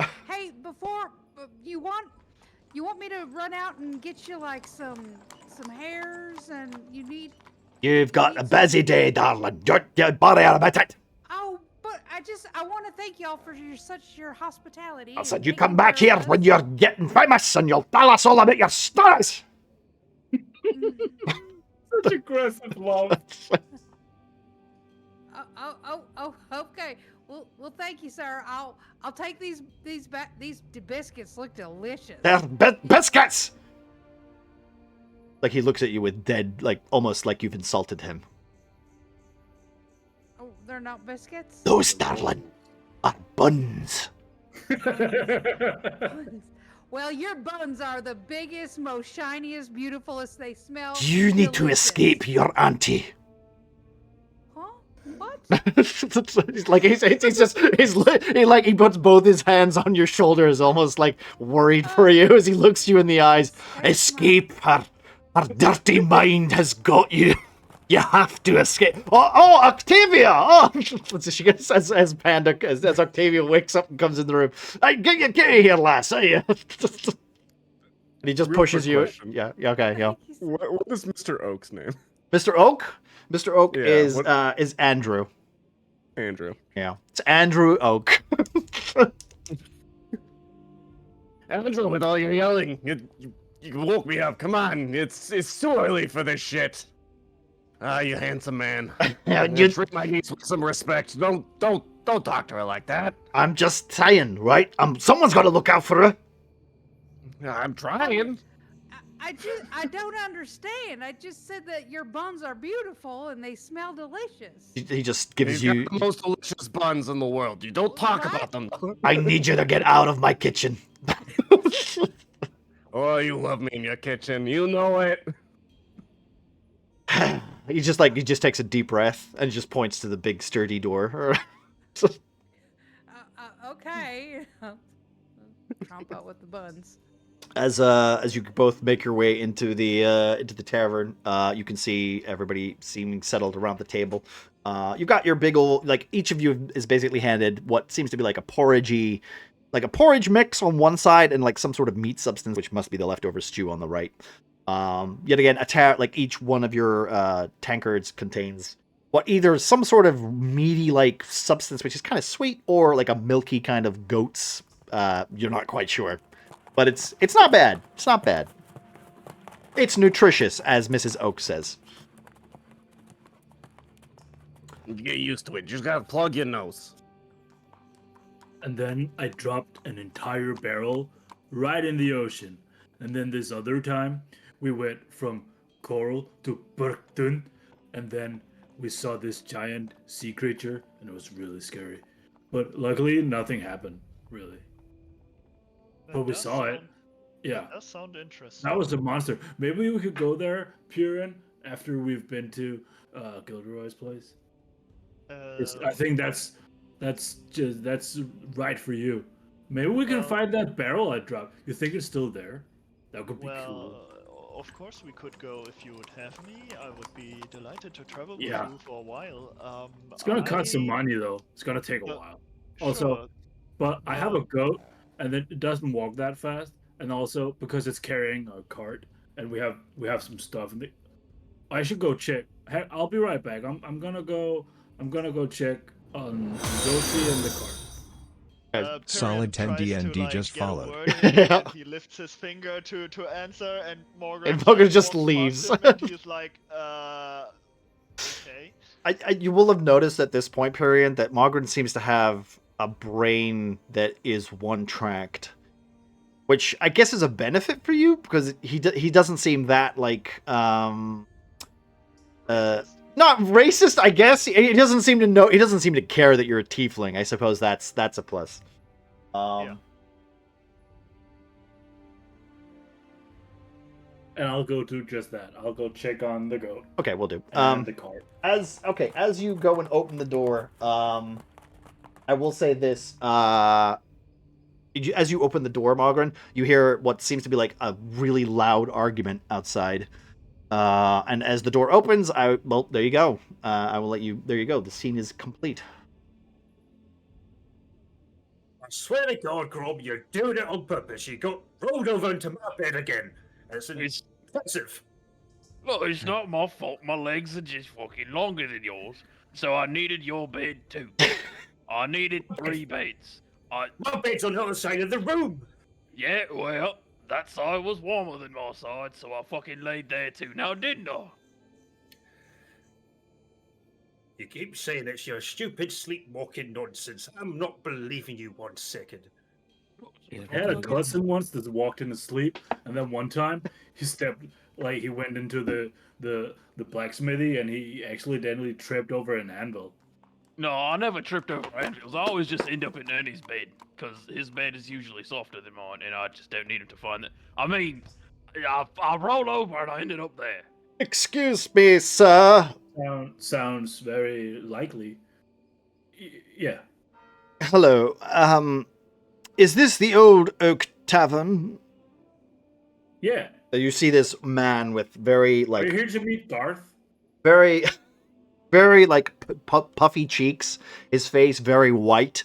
Not much of hair on top, but like very much on like heavy on the sides, and you can kind of see like his ears are a little larger with like almost hair sticking out. But he seems almost proper. He's wearing like a black suit with a white shirt underneath and a bow tie tightly like buttoned up with Is that me? He's not wearing a fancy well, no, this is much fancier than your outfit. I mean, black and white. That's basically a penguin. It's a penguin. No, he's basically what it looks like a chaperone almost. As you see the large argument you guys seem to have, the door to this carriage kind of opens, and it's actually quite a large carriage for for what you're used to when you see these horse-ridden vehicles that go through Trino. I am here for the party of Gilderoy. I'm looking for let me see here. And he basically adjusts, pulls some like spectacles out from his pocket, adjusts them onto his little beady nose. I am looking for one Monster Slayer, Pyrian. That's 2 God-fearing soldiers. I think that I can't pronounce the names, unfortunately. I'm looking for an entertainer, and of course, what's this man's name? Oh, yes, the publisher of. Oh, my lord. Yes, one Octavia. No, yes, Octavia. Is that how you pronounce it? Yeah, you're looking for the small dwarf woman inside. I think she's still asleep. I've not been back in yet. Well, I see. So you are the company that I am looking for. I don't know who you're looking for. You never said no names. Oh, okay. I'll just leave then. And the adventure's over. You should probably check inside. See if anybody knows. No, he walks. He literally. To go over here and check on my goat. Okay. My cart. As you, I will say you probably like spent the rest of your money like putting that goat in a field somewhere. Like unless you went to a stable. Oh, it's gonna take a long time. Yeah. So I'll be back in a few days. So as the man goes, yes, okay, quite. I guess I'll go inside and talk with the proprietor. He enters the tavern, seeing more quiet folk, and almost like taking a deep breath, and goes, yes, yes, I'm here to collect some some party guests for Mr. Gilderoy's 100th birthday. Ah, yes. You would be right here. Ah, yes, okay. Wait, oh no. Octavia, yes. I think I recognize you. I can by the shoddy clothes. You must be Mr. Hoss. Can I? What do you go by? Hoss? Hoss is it? Everybody knows me as Hoss. As I would like to say, on the benefit of my experience getting to know you, I assume the 2 people outside are with you. Oh, you met them? Oh, I'm so sorry. They're having a little bit of an argument outside. I feel like it would be best if you perhaps wrangle them. I rush outside. Mr. Pyrian! I'm so glad that you could make it. Actually, sorry. I won't rush. I would just say I didn't hear any bunches out yet, so I'll just go outside. Okay, so you're just like, okay, they haven't escalated too much. Okay. Mr. Pyrian, I assume that you are, of course, considering you're the only tiefling here, I assume that is your name, correct? Yes, indeed. Well, it's lovely to have you. I do hope that my master will be very intrigued by your many scary and intriguing stories. Well, as my master has commanded me, I shall try to oblige. I would, well, like I said, belay the inherent thank yous whenever you see your master next. Mr. Gilderoy is very pleased that you are willing to share some of your stories. Would it be all right to ask you to perhaps board the carriage? We are on a tight schedule as the party will be taking place in a couple hours, and I wish to get everybody aboard. Of course, sir. I will just gather my gear and then Yes. board the carriage. I will say also, Mr. Perian, sir, your clothes are a little. I have a scroll here, and he basically pulls out a little parchment and says, "This will allow you, as long as you remain on the island of, as long as you remain on the island, this will allow you to change your clothing to whatever you wish." So. That will be helpful since I looked Michael, down on you have a myself. Spartan sitting This at the is starting the only base. clothes I own. Well, I'm sorry, so not to be mean about it, but I would very much like you to, look the part for your storytelling elements. Yes, sure. Hello, Mike. Thanks for the raid, bud. So he then literally goes over to Octavia, saying, Mrs. Octavia? There you go with just Octavia. We don't need to do the courtesy here. Well, like I said, I would very much welcome you. Everyone has their breakfast set. I would very much like to hurry this along. We are kind of running behind schedule, unfortunately. Here is your scroll, and she literally hands you a scroll, and literally just takes another scroll, and literally handing it to Astrid. This is to look the part. Perhaps you you just need to read the incantation while thinking of the clothes that you wish to look and dressed as we get to this party. You said about behind schedule, but have you ever heard of fashionably late? It's gonna take me a while to try to think of what I need to dress in here. Mr. Gilderoy understands, but he would very much like you to be at the party on time. Yeah, but I like my own schedule. Mr. Gilderoy is... Yes, well, perhaps... Miss Astrid, you are the great granddaughter? Am I correct in assuming what's your relation This to? is my niece here. Your niece? Yes. Perhaps you could help... Perhaps you could assist your, aunt to get on the wagon. Well, sure, but I mean, she is the great Octavia, so we'll come on, Auntie. I mean, we don't really have much in the back room, do we? Mrs. Oak will literally just say, "I've got a bunch of, I've got a bunch of stuff for you, darlings." And she just starts to basically take out what looks like little lunch boxes, and literally just starts to hand them out. Going, you can hand them out to all the rest of the people in the carriage there. It'll be lovely to see you, and I can't wait to see you at the end of the weekend, and you can tell me about all the lovely stories of Mr. Gilderoy. All right, fine. I get what I'm not wanted. I guess, yeah, you gotta be on a schedule. The large iron door opens, and get the hell out of my goddamn house! as Mr. Oak himself screams. Clearly, there's some issues between Mr. Oak and Octavia. That's. Andrew, calm down. I just, hangover. I gotta. Yeah, all right, fine. I'll leave. You know what? Here's some money for the troubles. Thank you very much, darling. But it's okay. You'll see you next time. And she kind of scoots you out of the door. Auntie, we didn't break not one thing. No fights broke out. I think that might be a first for us. It might be a first. Oh, my head.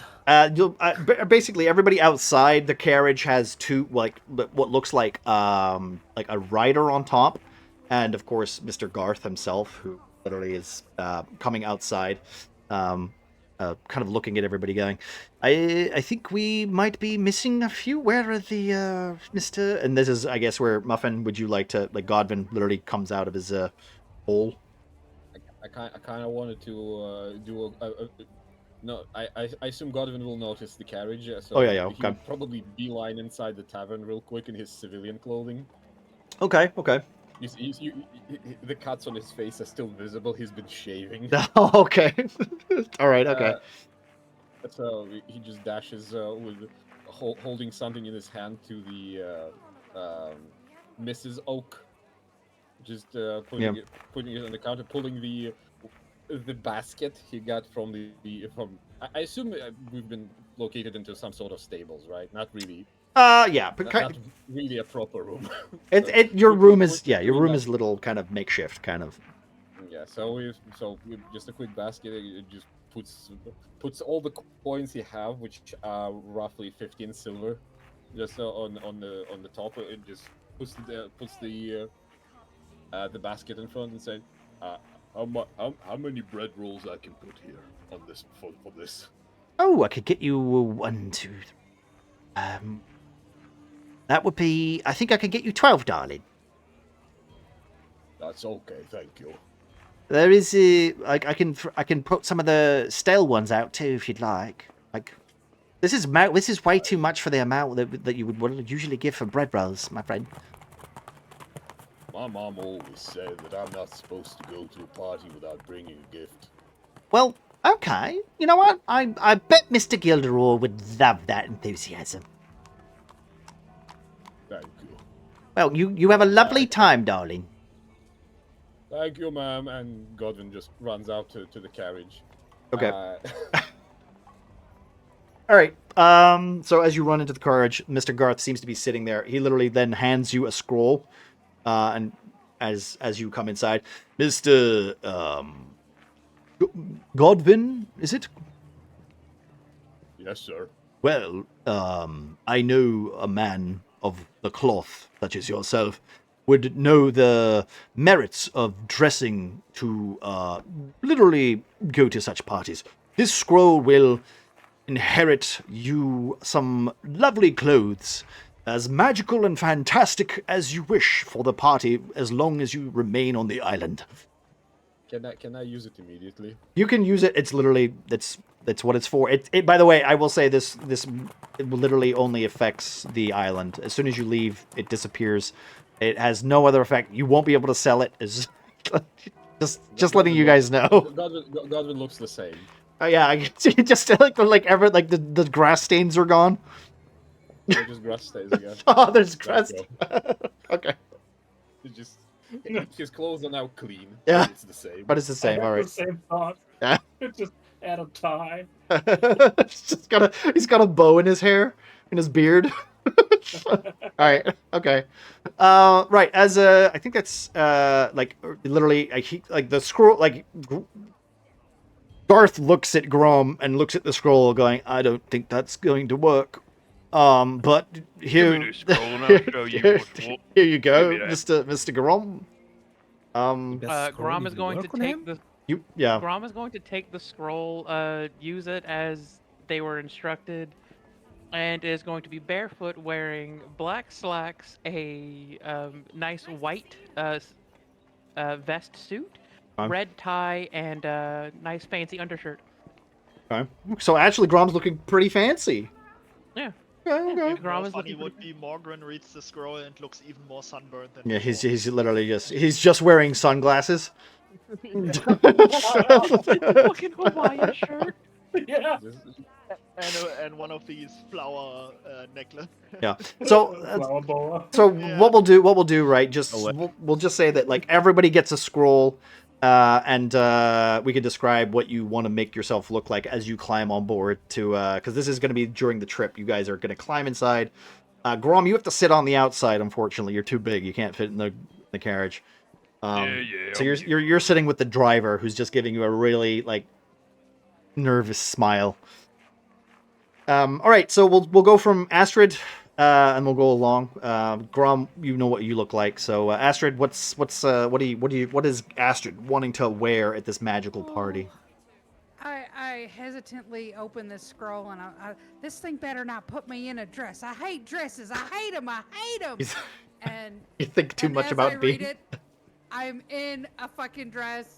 It's blue and sparkly and dainty and girly and. Is the beard still there? Is that gone too? Oh yes, Yeah. it's gone. Oh. Grab my face and dear Jesus, not Jesus. Dear, yeah, well, dear. yeah, Dear. What dear? What? Where? Oh, look at the man who gave it. Like this is what. This isn't permanent, right? This isn't permanent. It's only for the party. It lasts 24 hours. As soon as you get off the island, it will revert back to normal. Also, I think also being if I was being a little like a pedant, since you're dwarvish, and you would probably say Cinder. You would be raised with Cinder being your god of creation. Cinder, yeah, that's what I would have said. Just for lore purposes. That's all. We're just we're getting everything set properly in place. What a session 0 is. 0-1. How am I supposed to walk in these damn shoes? You can't hunt nothing in the what a tarnation. All right, Mogren, what does the scroll do to you as you read from it? Well, he might be stupid, but he ain't dumb. Yep. So Morgren, knowing that he's an emissary of the church, will look like he's wearing a very nice priestly gown, sort of thing, with some impressive embroidery and rosaries and the whole shebang from the Church of Ember. Okay, that's quite nice. Quite nice. All right, Ernie. And a tiny bow in his beard. A tiny bow in his beard. Okay. Ernie, what does the scroll do for Mr. Ernie?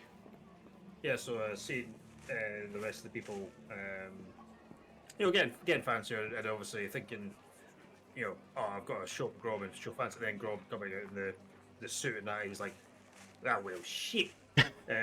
He imagines his head, and he is wearing a white shirt.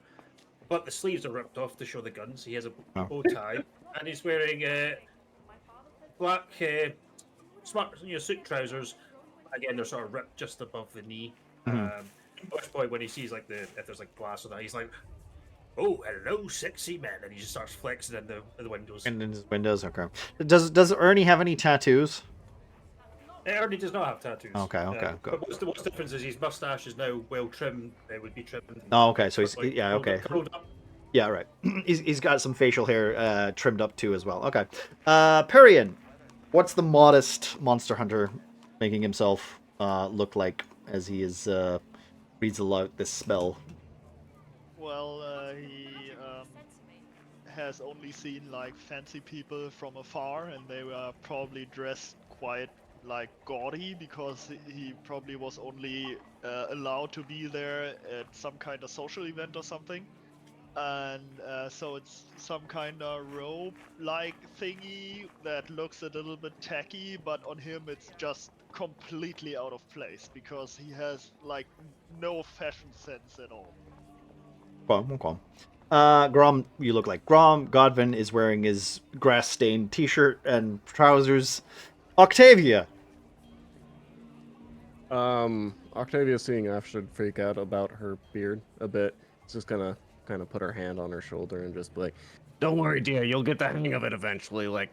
Just watch this." And she's gonna be in a baby blue jacket, suit pants, suit. Okay.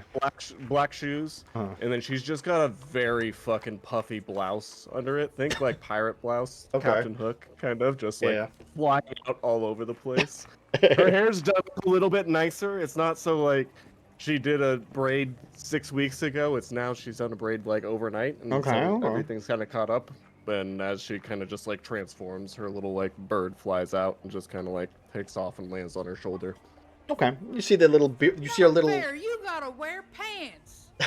Wear the stupid dress. You see the little bird basically start to dig into your shirt a little bit, and then kind of trying to make a nest, and then gives up, and then just kind of switches shoulders, and kind of just goes from shoulder to shoulder. Yeah, it's very active. It's just I can't find a good space to sit down. Where the what has happened? What is this? Astrid, don't worry, you'll get used to it. You'll get pants eventually. You just gotta think the right methods, And finally, Hoss, as you are climbing aboard, you see this the scroll essentially do what it needs to do. describe what Haas is now wearing as he is on his way to the party. I would say, well, he was invited as a showman, so he would wear what a showman would wear.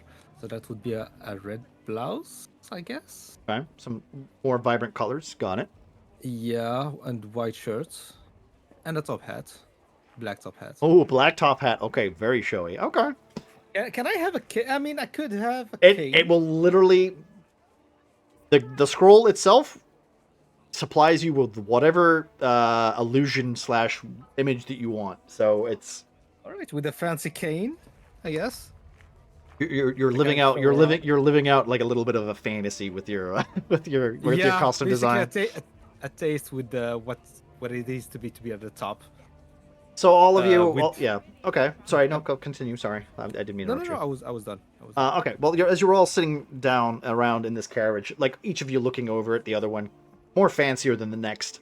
Garth seems to be sitting like kind of on the side there on a little stool, saying, Mr. Gilderoy is looking far forward to this party. He has been setting up some rather interesting events. I hope each of you enjoy your time on the island. We should be arriving here soon. I hope all of you don't get motion sickness. He kind of looks everybody around. I don't know if the hangover is really gonna help with that motion sickness, but I'll try. So the carriage starts to pull up in front of this building as the carriage opens, and each of you start to climb out. You see a vast gate of like almost kind of obsidian-like black glass that leads like to an open door, and you can see the tunnel underneath kind of zooms down like a 20 to 30 foot corridor as Garth steps forward saying, "Follow me, everyone! Quickly now, quickly!" As he quickly opens the door and takes you guys inside, you can see the walls seem to be coated with basically kind of footmen that look in the same uniform as him with like the black vests and stuff like that. They all look at you almost bowing and kind of like showing respect as each one of you passes by. You then are escorted to what seems to be like a big chamber with like give me perception check. No, okay, anybody who knows anything about magic, just give me an arcana check actually. And if you don't know anything about magic, don't bother. Just because. Arcana check? Yep, Arcana check. But that's not an ability. Oh, is that? Yes, it is. Oh, it is. Oh, there it is. It's a skill. Oh, interesting. Yeah, wrong. I just assume I know magic, but my Arcana is not. Yeah. Same. Whatever. No, you would know. Like I'd say you can check. You can check. Just because of your expertise and your storytelling ability. Well, you double click it. There. Right, wait. I take it. Me and Morgan not doing that. No, probably wouldn't really know much. All right. All right. Okay. None of you kind of really get to understand what it is, but as you all step into this big circular room, you see Garth himself kind of like lean up and let me just turn this down a little bit. Loud. There we go. Garth seems to like take note. No,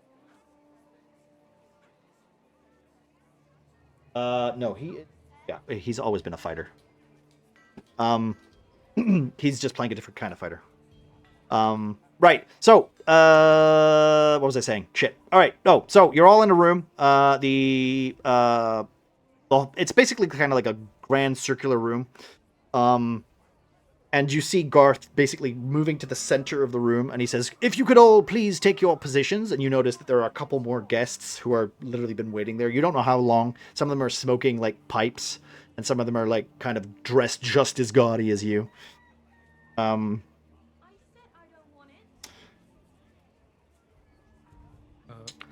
So where are we supposed to stand at then? Just take your positions in the circle, please. Sorry, I have to interrupt for a second. Yep. I don't think it works. What do I double click to roll? Arcana, you should just double click the modifier to the right, the total. Yeah. Oh. Yeah, where it shows pluses, minuses. All right. Yeah. There you go. That's okay. We're figuring it out as we go, so don't worry about it. Thanks. Sorry. Nope, don't worry. So, the room, big old circle, seems to be some sort of like lines and blue kind of like ink that seems to be almost circling this large. It looks like a big old rune on the floor, and Garth is now standing in the middle of it as he basically kind of takes one of you in and says, "Go stand over there, come over here, go stand over there, come over here, go stand over there," and he kind of just lines you all up. So, what's this funny little circle thing for? This, my friends, is a teleportation circle. It will take us to the island. I hope you are all ready, and of course, if you get any motion sickness, be sure to, well, just hold on to your stomachs. That's all I will say. Well, I mean, we're not going by boat, so... No. No. So, I think I'll be alright. As Garth holds... Oh, sorry, no, Perian, go for it. Perian mumbles more to himself, I hate portals. Oh, I get it. I get it! As Garth holds the stone in his hands and reads the phrase, Rertus nogram salats. A rush of air seems to envelop each one of you as a white light flashes in a blinding pulse. Sorry, what was that? What? Never mind. Okay, sorry. Violins can be heard. Push my hands down on my dress to keep it down. To keep it from going up. Okay, yeah. Violins can be heard somewhat out of tune, flat, then sharp, then flat again, before correcting into a beautiful harmony that ring out all around you.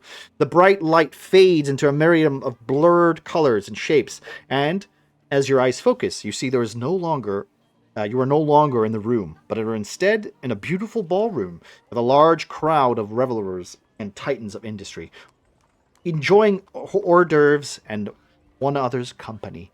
I will also say that you also notice that none of you are carrying any of your weapons. Whoa. Joke's on you guys. Actually, Manic? Yes. Can I still summon my weapon into my hand? You can try. You want to try? My voice is my weapon.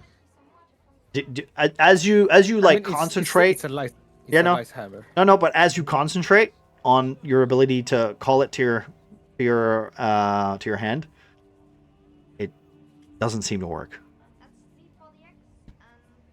Huh. Garth basically kind of like looks at you guys for a moment and says, sorry, welcome to Gilderoy's estate. He takes a moment, points out a few of the notable elements at the party as you are all now surrounded in the room. Master Gilderoy has hired a group of bards and performers from across the far seas. The Nine Lives Traveling Theatre Collection, apparently the best in the land, I'll have you know. Apparently, they've you just roll your eyes. I would say that Octavia is very familiar with these guys. She's just annoyed at the dimension of it. Very, very overrated in Octavia's mind. They also take requests, but between you and I, they have been asked to ignore them. They're performing a play based on Master Gilderoy's life tomorrow night, following the 100 furlong steeplechase. Should be exciting, especially if one of the horses decides to join them on stage. There is, of course, a wide selection of ales and wines, and if you're feeling particularly emboldened by the jovial atmosphere, feel free to mix them together for a special treat. Do you know what that is? Garth points up at Grom. More booze. You will be asked to leave. Over there, you can see Master Gilderoy himself speaking to his son Fletcher, who, I am sure you're aware, is one of the most skilled archers in the realm. His prowess on the archery range is as legendary as his ineptitude in bed. But you didn't hear that from me. The son's name is... Did you say his name was Fletcher? Yeah, his name's Fletcher. Fletcher Gilderoy. Archer Fletcher. Yep. Okay. Hey, Gilderoy, Mr. Mallory is not a creative man. That's why he's got you guys here. That's why he's hired me. That's those good stories. That's the recently married Lady Fardasha Arturo speaking with her grandfather, I believe? Chief Indigo or something. He's some sort of religious figure, highly respected. I don't care for his shoes. He's meant to travel with the happy couple for the full year following their ceremony to ensure everything is, I guess, blessed. I'm not entirely sure. Religion is a bore to me. Mr. Garth seems to, tighten up his shirt once more, kind of looking a little bit more respectable. And that Roottown dwarf over there is her husband, Hessa Toro, speaking with a young lady who is not his wife, and I can't say I'm surprised. I think their marriage is more of a merger, if you catch my meaning. Master Gilderoy wanted to buy their companies at different points over the last year, and now it seems like they've joined forces, so it seems like the prime time to perhaps pick up their services. It is a party, however, and we are celebrating, so let's not talk about business, shall we? And let's not upset Mr. Gilderoy. If you need anything, be sure to come and seek out many of the staff members. Perhaps you can earn a few pennies tonight, and remember, the more you impress, the more gold you are likely to make. Garth straightens up. Suddenly, when Mallory Gilderoy, a lithe, spry-looking man with gray hair and a sturdy mustache and well-groomed sideburns, seems to introduce himself to you a lot. And here we go. Are you guys ready for this? Oh, no, I'm not. Uh-oh. Gilderoy. Mallory Gilderoy. Though I suspect you may have known that already. Pleasure to make your acquaintance. Word is you're all adventurers. Is that so? I am a sucker for a yarn's tale. Truth be told, if you have any good monster stories, a gold of peace for an epic tale. And he just seems to take his big wine glass and just down it. Literally then pulling back going, "Ah, you there, boy!" And he just kind of points to Ernie. Oh no. Yes. You're that fierce, fist-fighting demon, if I'm right. Ernie Boulderhands. You bastard. Quite right. That's correct, sir. He gives his worst sort of bow that he can do. Yeah.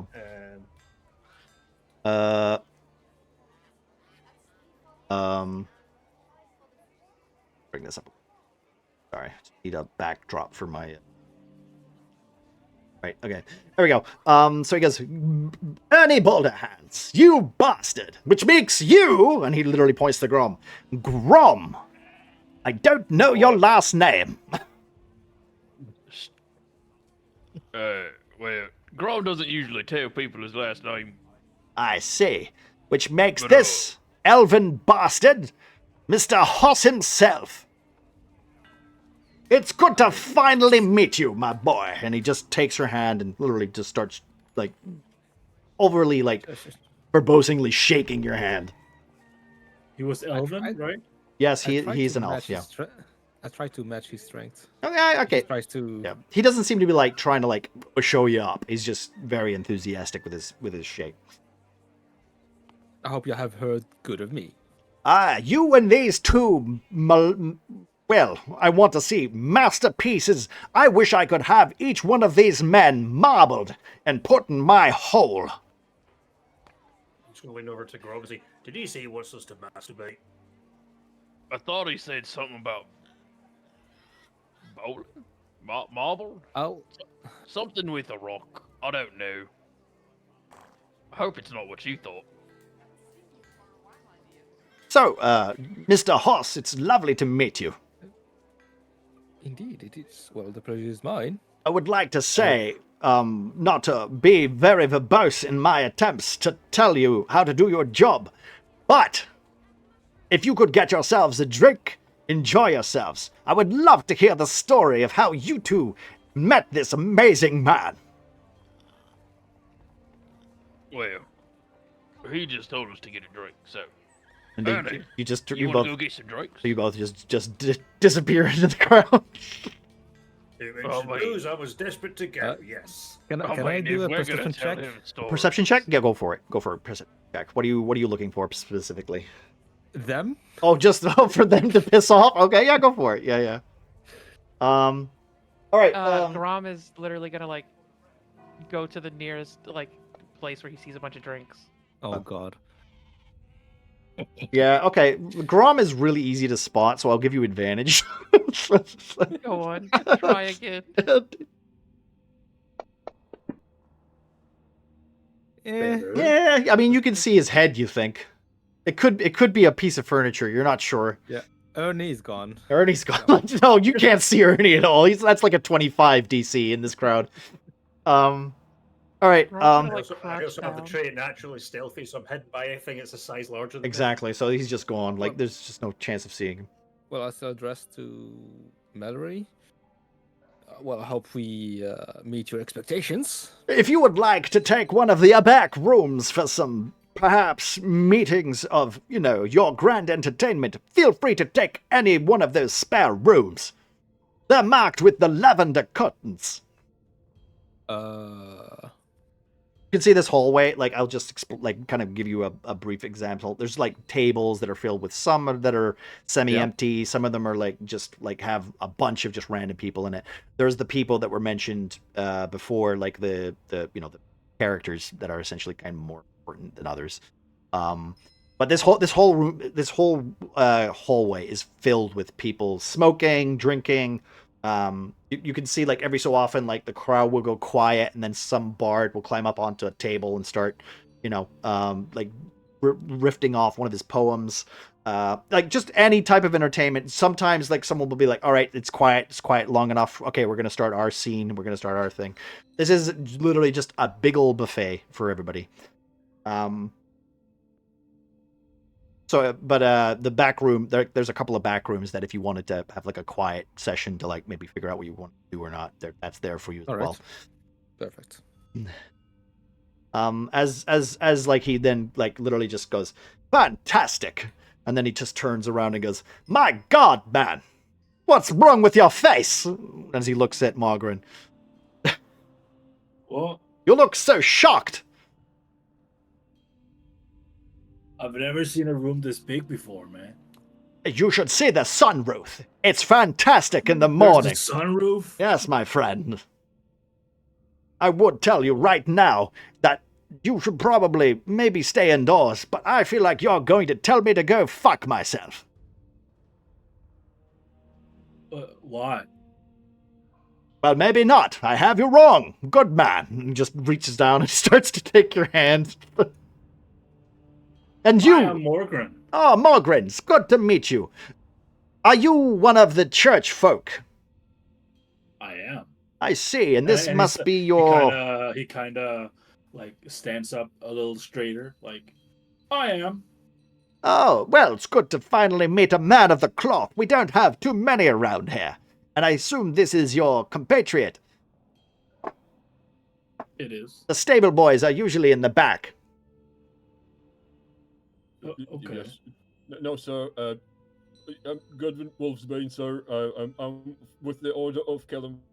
Happy birthday, Mr. Mallory. Oh, thank. And Godwin just shoves a basket of bread rolls towards him.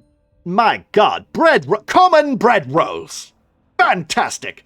Take care of these. And he just hands it to Carl, who goes, yes, sire, and just walks away. Like, my God, you're a Kellamite. Yes, sir. I have no idea what that is. You should probably tell me more, perhaps after some wine. Yes, sir. Well, lovely to meet you. Thank you very much for the birthday wishes. Who the hell are you? And he just turns and looks at, like, this big old tiefling. You are a scary bastard. Very pleased to meet you, Mr. Gilderoy. My employer sends his birthday wishes and his regards. My God. You smell... And he just leans in and just takes a deep breath going, yes, that's right, I can smell the monster's blood on you. By Jove. I'm sorry, I had to trek through... No, my boy. My boy. I love it.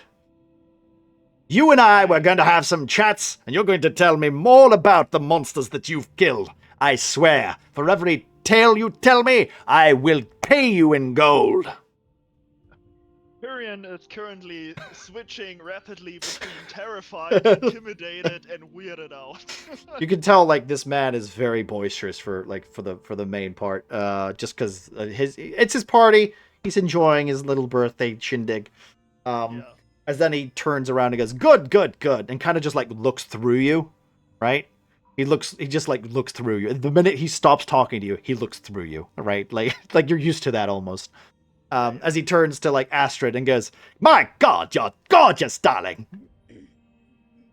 My eyes are massively big, and I'm like, I'm not staring at your eyes. I'm the +1. Okay. And that must mean Octavia, you bastard. She's just looking very annoyed at this moment, being addressed as last. So you saved the best for last, huh? That is exactly right. Listen here, you beautiful bastard. You and me are making the most money I've ever made writing books. It's beautiful, isn't it? I wish you would really lay down on the tiefling sex, though. That stuff's a little weird.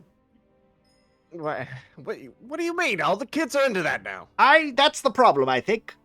But that's okay. We're not here to talk about publishing. Today we're having a party, and I want to hear your stories before we talk about, well, how much I have to basically pay you. I mean, yeah, well, you guys should probably be paying me a little bit more, but you know, there's all this other town here. You got me. What do you need all this other stuff for? You know, we could. First of all, biggest seller. Come on. First of all, you know I do songs too. Octavia, I would like you to know that it's not my fault you don't answer your goddamn letters. I got a lot of fan mail. I don't read shit. You know this. Come on. I have a birthday every year, and this is the only time you've shown up. Well, I was in town this time. Yes, well, exactly. So, you and I, tonight, are going to have a drink. Oh, yeah, that's great. That sounds great. Good. My head hurts a little bit, but... You should probably get a drink to basically solve that little headache of yours. Yeah, a little bit of the hair of the dog. Yeah, you're probably right. Okay, so, first of all, I need to get myself some hair of the dog myself. And that man, that handsome bastard horse, I have to have a conversation with. So if you need me, I'll be in the back with... Would you any of you care for some sort of arrangements? He basically kind of winks, almost as if he's talking to you, Octavia. Yeah, I mean, what do you got going on? Well, we've got, as you might know, one of the finest theater performances tomorrow, doing a story about me. Yeah. Oh, yeah. Oh, no, that'll be great. Yeah, no, I'll love that. You know, do they need somebody that can sing, do some music, background, something? Listen. They can help out, you know. You don't have to help out. I'd rather you remained a secret, like the rest of your stories. There's a little bit of mystery behind it. All right, fine. Also, right. Sir Archibald Calico is around here somewhere. The man's a devious bastard.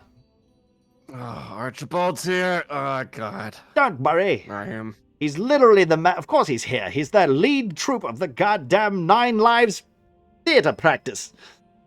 Yeah, no, this is just gonna be a little awkward. That's all. Don't worry about it. Well, hopefully not. Otherwise, we're going to literally be from New. I was so tempted to say it. New York City. All right, okay. So he literally goes, I'm going to go, like, Hoss, you can tell, you're already in the back room, you can hear him from where you are. I'm going to go see that horse man and talk to him about his entertainment for tonight, and just, like, literally just drifts off into the back there. I'll leave you guys to the party. You're at a party. You can mingle, you can talk, you can whatever. I guess we can start with whoever feels like they have something they want to do, so... Sunroof. What? Yeah, what? He said sunroof. Sunroof. Okay, the sunroof. Okay. I will say it does help if you don't shout it into the microphone. And Morgan and Godwin just dash in different directions. Morgan is obsessed I with the would like to sunroof, go and to the Godwin, sunroof, please. Okay. Jesus. and Godwin will dash for the basket. I have to return it.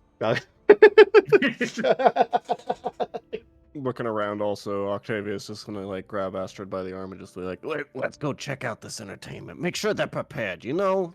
Make sure they got everything they need. Garth, okay, as we'll do these one at a time then. As you go to get the basket pack, you just see Garth emptying the bread rolls into the bin. Yeah, this is I would basically like kind of like lean over him. That wasn't very nice, sir. I was told to deal with them, sir. I apologize. You have caught me with my trousers down. That's okay. I'll return the basket. Like the basket back. He hands you the basket. Thank you very much, sir. The appreciation, I would, but we're all gluten-free here. Oh. What now? What's free? As Garth then just kind of like just backs away, just going, yes, yes. The Godwin will be slightly like putting the basket under his armpit, just walking back into the hole, just standing somewhere. How do I even? What Godwin can see, like what can he see? Would be like what would he feel as appropriate place for him?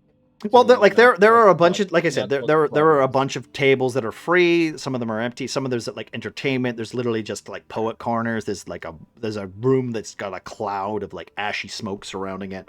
You like think of it as like a large hallway with just like plenty of characters to talk to if you wish to. If you need another like runoff of the names of people that you might or recognize, for instance, Chief Indigo. Which is another one of those men that seems to be very kind of like stately. He seems to be wearing a lot of robes, very religious in some sense. You can see a woman who's rather kind of like I don't know. What confession Chief Indigo belongs to? Which can I recognize his religion? Give me a religion check. Give me a religion check. Because, like I said, as you've gotten to Trino... sorry? Okay, fine. Ooh. Okay. Yeah, enjoy the visual. That's... impressive. That's impressive. That's the first 0 of the campaign. Well done. You noticed that you noticed that the curtains that he's wearing are a nice shade of green. Also, I can't. Yeah. That's not. Also, I think you might be cutting out. By the way, Muffin. If that's the case, you might. Yeah, you got a 0. You got a 0. Okay, Muffin might need to. You might need to refresh thingy, buddy, or we'll come back to you. Yeah, he's gone. He's gone. Yeah, he's gone. Let me focus on something. He's gone. Bringing back the basket. That's 0. Yeah. Okay. Character death. He's literally. I can hear you. Oh, you can. Okay. It's a 0. It's a 0. So like you notice like okay, I will say this. You've seen enough religious people, Muffin, that you are aware that these people, they dress funny, right? They dress funny. They always do. So like you'll notice that this man has some sort of religious connection. You're just not sure which church, which actual ideology seems to be attached to. Perhaps he's a spiritual man. Perhaps he's literally following a god. You can't quite tell with your 0. While we give it a moment for Muffin to come back to actual talking, we'll move to somebody else just so we're being a little bit more productive with time. The sunroof. Morgan. Yeah. So you climb up these set of stairs that leads to like what seems to be like kind of like an oval staircase. It leads to the top. 2 staircases leading all the way up, peaking at the top. And there's a large glass window that has what looks like a really like gleaming faced glass version of Gilderoy himself. Wiry mustache, kind of lithe skin, a half elf poking ears, and you can almost tell like he's just like smiling, and like you can see the face, and then above that is like a roof with like similar glass that seems to unfortunately taint the sunlight that's coming through with different shades of colors. Oh. Diluted. It's not clear glass. It's very it's not clear. It's all stained to similar like shades of green, blue, light blue, cloud blue, baby blue. Disappointing. Yeah. Sorry to interrupt. Am I back? Yes, you're back. Yes. Thankfully. Okay. Welcome back. So, unfortunately, due to Margaret's disappointment, do you have anything to add to that as you notice this man wearing a cloth? No. You can see he's talking to a woman right now, like, and that's basically all he's talking to. It's just him. I would like to not interrupt. Godwin will just if they notice him passing by, he will just give an awkward nod and quickly avert eyes to retreat to some place where he can feel comfortable. Okay. As that is happening, Ernie, Grom, what are you two up to? You're heading in different directions, or are you in the same directions? No, we're going for the table with the booze. Okay. Yeah, we went for the same the booze dispensary. As you approach the booze dispensary, it's a table. It's literally just like a big old table with a big old wench behind it. A thick-skinned woman, like with her arms like peeled back, all her clothes all the way up to her elbows, all the way up to her shoulders. What can I get you, darling? Excuse me, babes. I know you're the big old taker. Whatever's your strongest drink here. The man's right here. Kind of wants one too. We got some whiskey. Safe one down. You got some honey mead. You got some dark whiskey. Very strong. It's basically brewed in a darkened burnt pitcher. It's lovely. Oh, that sounds delectable. I'll take 2 of those, and my little friend here is gonna want 2 of those as well. Right out, darling. There you go. And she just starts going, and like after that, just hands one over. Literally, then leans down and goes, "Oh, look at you! Oh, there you go, darling." And she just like almost surprised that you're like as small as you are. Doesn't say it out loud though, Ernie. So. No, but someone said it out loud. Okay. But the fact that there's booze and whiskey going, and he's going to dismiss it and go, "Yeah, thank you. Can I get another one? Because, one for each hand, please." It's 2, darling. Hey, we already got 2 apiece. All right, I get what you mean. And she just takes another like tankard and just puts it on your head. No. As she's doing that, he's just swinging one of the glasses and put it immediately back, and then thank you.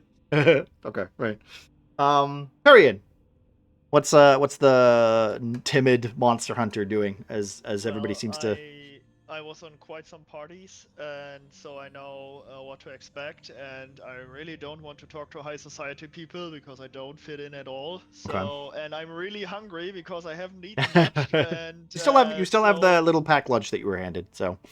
Yeah, but I keep that for an emergency. I'm on a high society party. High society party has a fat buffet. Mm-hmm. So I'm going to plunder that. And from the experience from the former buffets, I know on what to eat so I can keep eating and get as much into me as I can without like filling up too easily. So no bread, more the meat, and some fruit. If there's something exotic, I will try it. If I don't like it, I just put the bitten in piece back onto the pile, something like that. Try to basically just rummaging through whatever food you can, sticking like. Unfortunately, you don't have your backpacks or anything with you. So you've got literally just your hands, but you do try to just trough as much as you can onto a plate. Okay. Astrid. Well, you know what? We'll do Astrid and Octavia separately because let's be honest, Octavia's got a whole. This is Octavia's crowd. Maybe not so much Astrid's crowd. So Astrid, in your blue dress without your beard. Blue dress without my beard. I am gonna notice the alcohol tent, and because I'm such a beer connoisseur, I'm gonna walk by the food area, grab a spoon, and go over the beer tent and or whatever, and I'll like one of each of these brews that y'all have here. And what are they called? What are they? Are they special? Are they just stuff we can get back in Trino? Or These are all Trino exclusives, my darling. As I said, like to those other two fellows there, like all of these things you can literally buy from one of the many merchant lords that are here tonight. So if you know their names, I can suggest to you that the Highland Bark is very particular. It's literally from the city, right north of Oakport. I don't know if you've ever been there. Terrific. Goes really well with some cheese.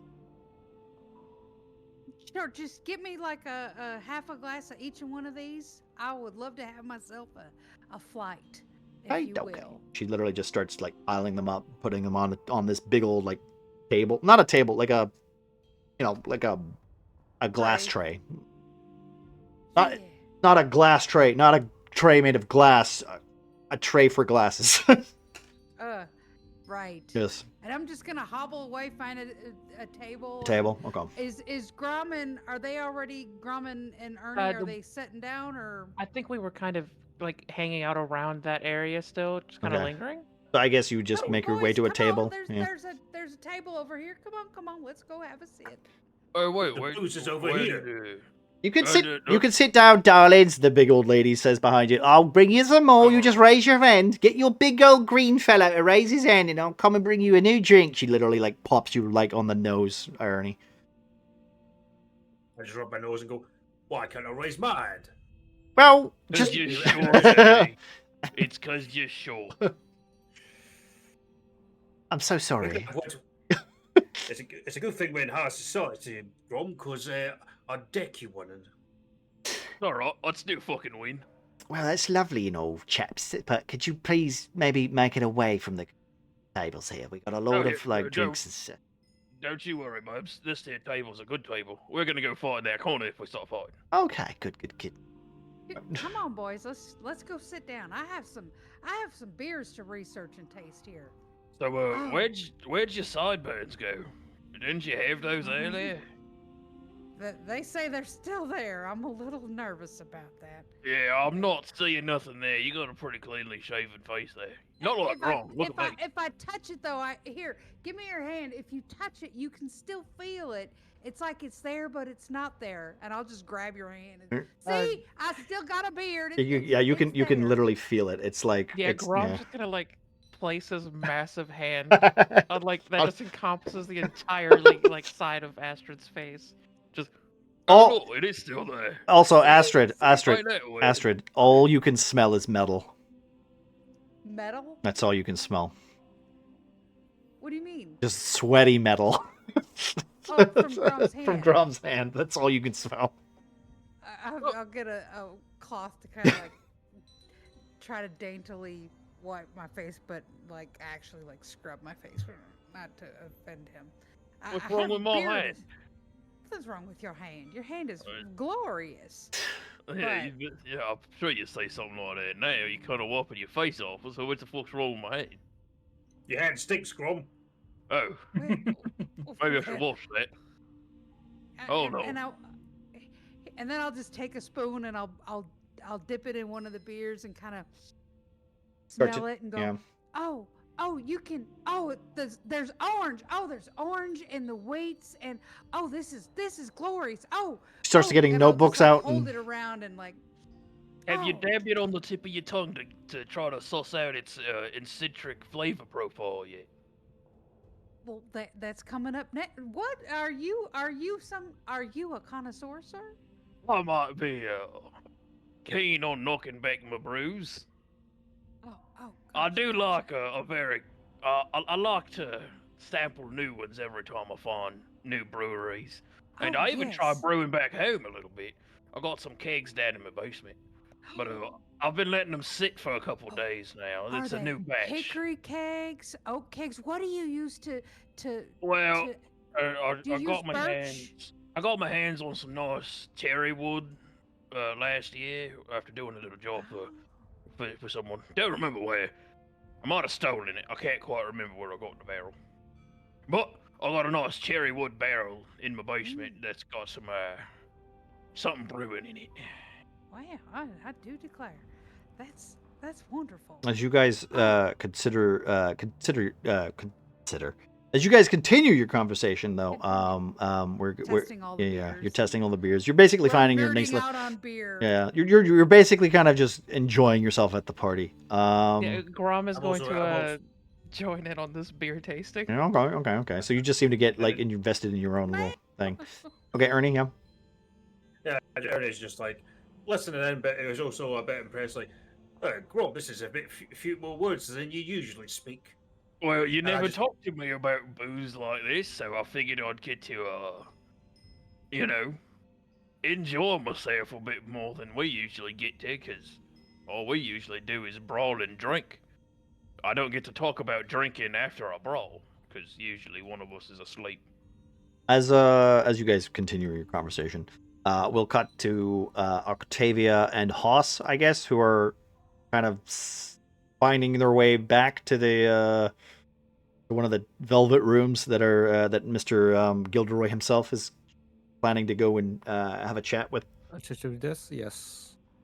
Is Octavia going as well? I thought he was just going to talk to Haas. Well, he's going to talk. He's basically kind of wanting to talk to you and Haas, I guess. So just like two birds with one stone, if that's all right. Oh yeah, no, that's fine. I was just making sure. So basically, we'll say that like the curtain just pulls back, and Gilderoy literally enters the room with you, Haas, with Octavia behind him, going, "Sir, it's good again to see. I see you've got a drink." He literally just takes his tankard, just clicks it together with yours. My man. So, what kind of entertainment have you got planned for today? Well, it depends on how much. How should I say? Red do you want to see splattered on the floors? My God, that sounds exciting. But do you perhaps have any contenders that could go against my beasts? Oh, well, unfortunately, we don't have too many. I've got most of my foot soldiers, but I feel like that would be a little bad sport. Consider. No. Yeah, I wouldn't agree on putting one of your trusty soldiers or guards. Also, we don't really have any fist fighters. I figured that you would be doing most of the fist fighting. It's why I brought both of them. Or at least you brought both of them. Yes, because I was, kind of confused, because you asked about the fiercest beast, but I just happen to have two of them. Exactly. The small Tom made of... Oh, sorry. Continue. Yes. Go for it. You got those play actors tomorrow, right? They can put on a show, right? They won't get too hurt. Haas, can you make sure they get hurt a little bit? They'll be working tomorrow. Give me a perception check. Both of you give me a perception check. Perception. Once again, Manic, I hate perception checks. I have -1. Hey! You gotta roll the 20 though. You had a 20. It's okay, don't worry, because we have passive perception, which we're going to use a lot more in this campaign, so don't worry about it. Right, so as you both notice, you say that thing, hey, maybe you should get them hurt as well. You can see there's almost like a flex, you feel like you see Gilderoy's lips almost like just for a frame, for a second, his smile kind of dissipates, it goes still, and then it just replaces itself with a smile again. He goes, "Aha! You, Octavia, are a funny man." Literally. No, I'm a lady, but I get you. I know. Yeah. Sometimes I'm mistaken for a man. You can see he's almost just saying ha ha ha. Yes, you are. Yes, very. Very funny with your antics. It's a good thing that I pay you a lot of money. Yeah. And now I gotta replace the main character on the next story. We got the next story coming. Yes. Well, here's my thought. Perhaps with the entertainment tonight would be lovely and surprising. Perhaps we should get your two ogres to fight each other. In fact... Oh, the ogre and the other one. They're both ogres, both forceful creatures. Tomorrow? No, today. The theater process is tomorrow. You know what? Let's do it right now. And he literally just goes whoosh and just pulls the curtains apart, going, everybody, listen up here. Mr. Hoss, you have the floor. As the whole hall suddenly just goes quiet. Ernie, I think we might have to fight soon. I adjust my top hat, get slowly into the center of the ballroom. Of the ballroom, right. Ladies and gentlemen, brace yourselves for the ultimate showdown of brawn and brilliance. Yeah, we're gonna be fighting soon. On one side, we will have a towering force of nature, unstoppable orc with the strength to shatter stone. On the other, the nimble and cunning gnome. Do not be mistaken for his size, but just be careful with his fists. These two legends never fail to ignite the arena, so prepare for anything. And I just point with my cane to the two stuffing themselves on the buffet. Yeah, the two. Yeah, like literally, I think Ernie has his mouth full of bread, going, "I'm a halfling." Ernie's kind of got like a beer like tankard like half in his mouth, and it's just sort of like starting to drip out the sides, like. Gilderoy goes, "I love it. I can't wait. Who's got money on the halfling? I know I do." As you can see, like, people just start to gather, going like to the left side of the hall or the right side of the hall. I will make I will go around people. Yep. I will be taking the bets. No, don't worry, Hoss. I've got that. For every man on the left and every man on the right. Winners, losers, I will pay it off. Like. Well, that saves a lot of trouble. That's right, we've got to get this party started, my friend. And he literally just, like, takes a bag of gold, just drops 100 in your lap and goes, that's for everybody. It's doubled, whoever picks the left and whoever takes the right. So, like, literally, you can see, like, most of the party starts to move to Grom's side. I moved to Ernie's side, and I dead stare two of them. So, yeah, sorry, wait, before you do that, you can see Gilderoy literally going, you all see it here. Gilderoy literally moves to Ernie's side. And whoever decides that Ernie wins, and if he does, gets double the money. That's 200 gold, my friends. Yeah, Ernie sort of under his breath, he's just kind of go, yeah, Ernie. Ernie, you know I'm not just gonna let you win, right? There's like, you don't say it out loud. Shut up. Right. No, Ernie, that's 200 gold. I'm gonna kick your shit in. So as everybody starts to take sides, you notice there's like maybe like a handful, like 6 people are on this side. Unless the party wishes to take that side too, it's up to you guys. Like, Astrid's always for the underdog. I'm over on Ernie's on another side, all right. Yeah. I believe it. You can move faster than that big one. You can move faster. I think you go. Okay, Perian, are you taking a side, or are you just staying in the back? Perian is still distracted by the buffet, and since the rich people are all occupied, he stays there. Incidentally, though, the buffet is on the side of the of Grom. Of Grom, okay, yeah, okay. That seems to be the case. What about Godwin and Morgren? Are they aware? Are they in the hallway? Is Morgren even back? I think he's just really sad, sitting at the roof. he's sour. He's blue, like the mirror, like the glass. Yeah. Okay. I guess Godwin will give. If I was moving into this direction, Godwin will not be noticing much, but he will be standing. I guess from the side he came through. That would be good. That would probably be Grom's side. Okay, all right. Without knowing, he will be just standing there with a basket. Which people just seem to like just start putting money in, like.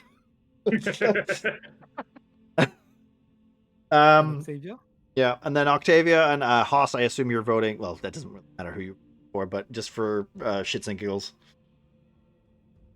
I mean, Octavia's probably going to vote for Ernie and then probably start singing a song with bardic inspiration for Ernie. For Ernie? Okay, all right. No, okay. Yeah, sure. Wait, okay. does that even works? Is it like magic?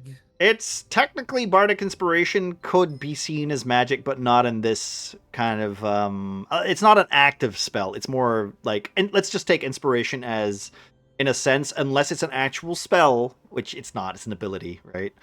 I'm using it in its words for you supernaturally inspire others through words, music, or dance. Yeah. Basically music, and inspiration, whatever, gets a d6. But basically, like, on the side of Ernie. Okay, yeah, no, I think that works. I think that's fair, right? He's allowed to, like, lean it in. I love how, like, you guys are trying to, like, make a fake fight, and inherently Pandas are going, yeah, but what if I win? All right, and Haas, finally, right, what's your... Well, I already said that I was going to Ernie's side. You're going to Ernie's, okay. I just wanted to make sure so everybody's is aware, that's all. We're just going to... All right. They start to clear the tables. Yeah. Sorry. No, Ernie's song, Octavia's song is just like, even though Ernie might be small, he's surely going to win the brawl. Grom might be tall, but he's definitely going to take a fall. And just singing that on repeat. Okay. Not very nice. I don't like falling. So as they start, like, as the hallway, the main entrance to the hallway just gets pulled apart. Ernie and Grom, you get pushed to the... Well, Ernie gets pushed to the front. Grom is, like, somebody tries to push Grom towards Grom's gonna get up, take whoever's tankard of mead, and fucking make his way to the arena. You just steal some guy with a curly mustache's tankard, I'm down just it, taking and then... somebody's fucking cup and drinking it, and then making my way towards the arena. Okay, so we're just gonna take it from, like, a silly kind of initiative. Who's got the highest dex? 15. 15? All right. That would be Ernie. Okay, Ernie, are you going to play dirty? You go first. So yeah, Ernie's standing in the middle of this ballroom. Is like basically look up to Grom and be like, "All right, you ugly melon, let's fucking go!" And he's going to throw the beer into his face. Okay, give me a roll. An improvised weapon, I guess. So we'll just we'll roll d20 and just go from there. Strength, right? You're just roll a d20. All right. With strength, sorry. Yeah, with strength. Plus 3, 13. Okay. You guys don't have your armor equipped, so your basic armor is, I guess, your stat bonuses. Unfortunately, you're both barbarians. You're both barbarians. So does that hit? No, that's a 14. Okay, so he literally throws it and it just, like, lands at the floor or something. You guys can be as expressive as you want with this fight because it's essentially your little moment to show off. So, so we'll just say that he misses. Is that all you're wanting to do? Are you going to charge him? What's happening? I'm going to bonus action rage. Oh, okay. All right. So I'm trying to throw the actual beer, like the liquid of the beer at the tanker. So I'm still holding the tanker. It's more like to try and blind. Oh, distract him. Okay. But yeah. But as that, it's just like, let's fucking go. And then that'll be me for now. Okay. Okay, Grom. I think with him already going for his little rage and trying to throw the beer, Grom is going to sidestep and attempt to hit him with a left hook. Okay. Give us a roll. Oh shit! How does this work in here? There we go. That is also a 13. That's a miss. Thought so. Okay. Yeah. So yeah, he literally just ducks underneath, and you just miss again.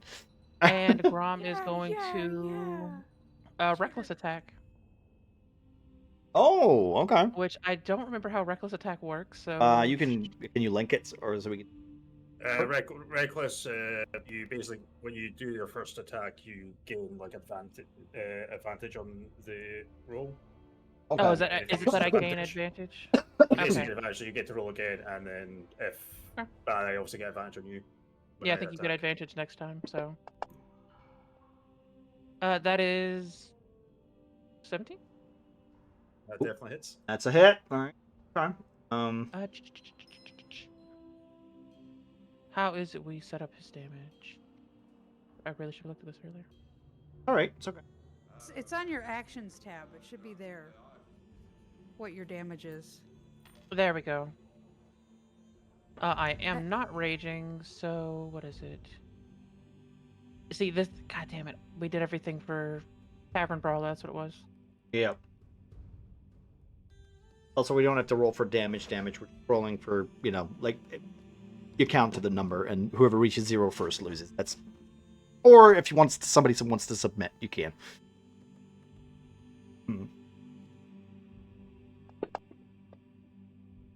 That's 7 damage. 7 damage. Boom. Okay. So you lean into it. Your left hook. Your left. Yeah, it goes half because you're raging. Your left hook goes flying over him, and then like Ernie's like, aha! And then you just pull your elbow back, smacking him, like kind of as like a backlash, I guess. All right, Ernie. Yeah, 2 seconds. I'm trying to add the wound HP, but it's not letting me do it. It wants me to roll it. You should be able to just.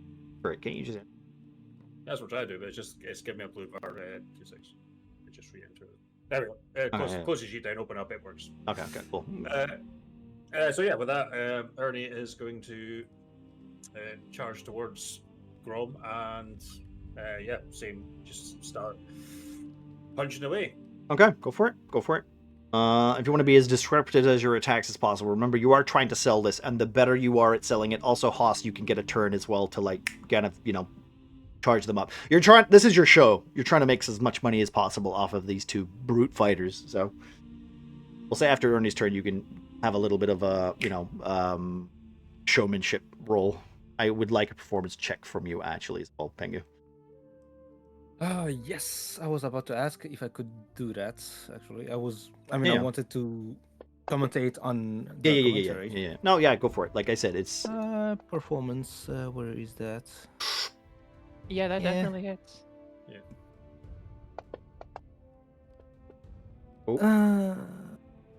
Okay, you know what? I'm gonna use my tactical mind. Oh, okay. All right. What is that? Oh, it's just a D10. I think you add a D10. Also, remember, Ernie, how does inspiration work, by the way, Panda? It's a D6. It's a D6. Okay. Yeah, no. It's a D6 on the D20. It should be.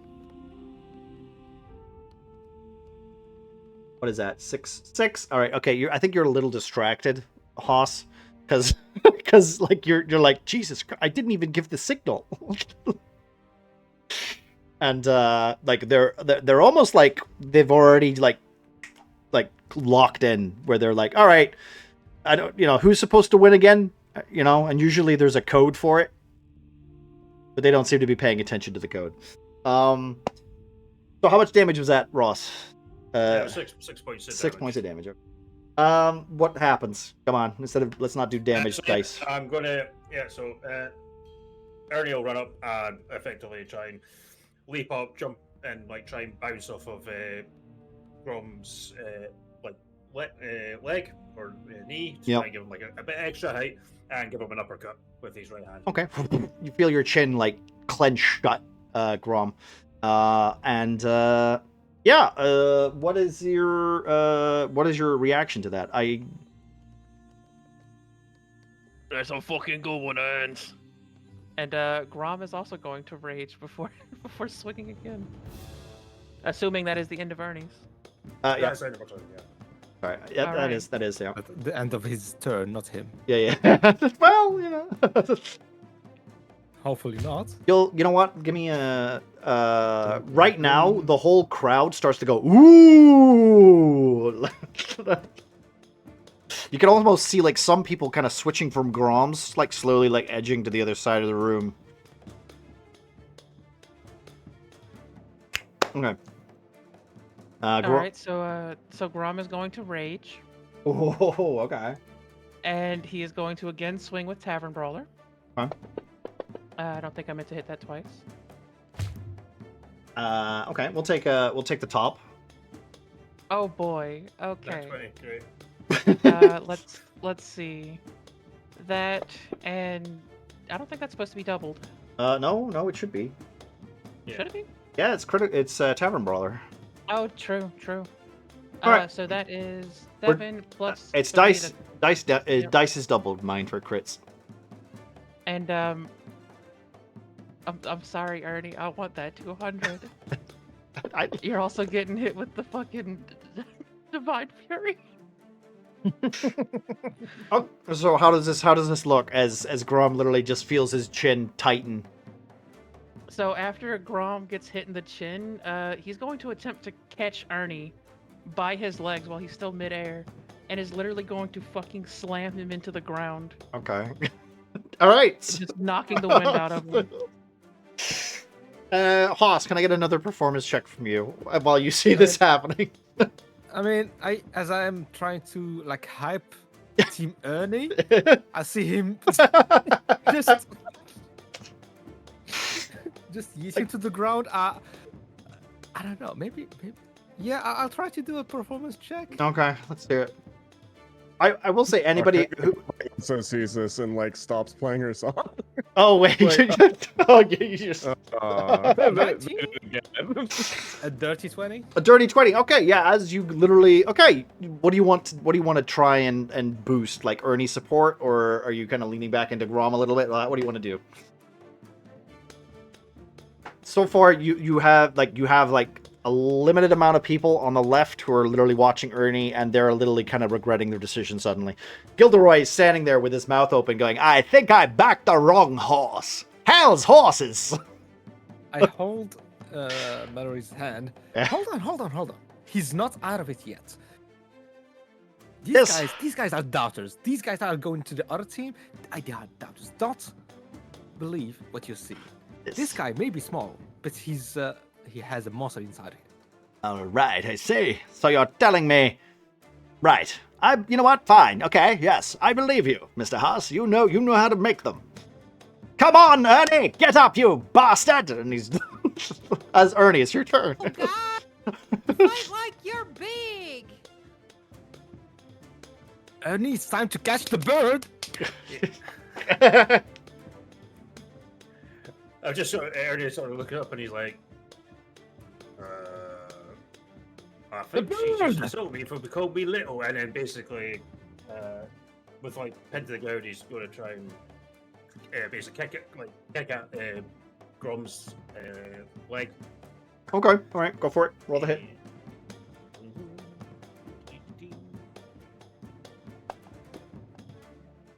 Ooh. Oh, sorry. That should have been. Sorry, should have been. It's a double roll, was it? Yeah, it was a double roll. It shouldn't be the first. Okay, that's okay. Because reckless should be it was the last one, but it is. So yeah, that's a 5 to hit. Unfortunately, I don't think that's high enough. No. All right, as you try to sweep Grom's leg, Grom, rather large and usually falling for this technique, is a little bit above you, in more ways than one. As he raises his leg, you swish underneath. Grom, it's your turn. I think using Tavern Brawler again, Grom's, after lifting his leg to avoid that leg sweep, Grom is going to go for the curb stomp. Okay. Aiming just for the torso. He's not gonna. He's not trying to kill him. Okay, cool. Yeah, he's not trying to kill him. He's just gonna, Okay. stomp him a little bit.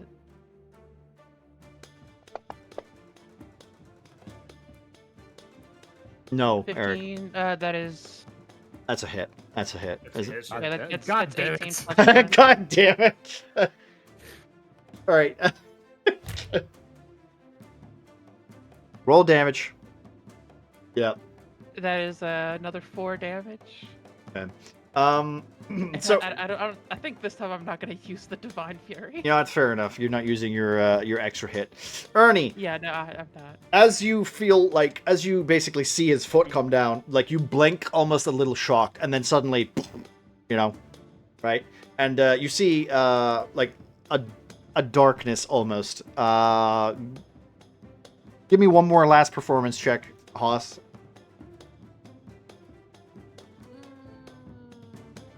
And Ernie, if you have, I'll give you this round to try and come back, but otherwise, it looks like you're losing this fight. 16. 16. 16. Okay. What do you want to try to do? Let me think about it. Like, how are you trying to sell this underdog story? I will tell Ernie. Now it's time to flip the chair. Come on now, I believe in you. Okay, right, Ernie, you got one action. This is this makes or break the game. This makes or breaks the fight. Yeah, go to again. Try and effectively lift. Try and lift the fool and Lift. Okay, yeah. wail away. Twist his ankle. Okay.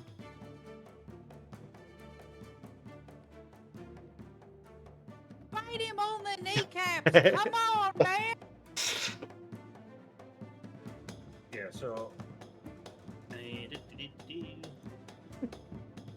In fact, yeah. Actually, I'm gonna try and lift Grom and shove him over or something. Okay, yeah, you just knock him down. Okay, but like if this works, it works. If it doesn't, Grom is going to be the victor, just so we can speed things along a little bit. Okay, but in fact, hold on. I've got inspiration. yeah, you have a inspiration. Also, this is a what do you call it roll? So you're going to need to. Contested.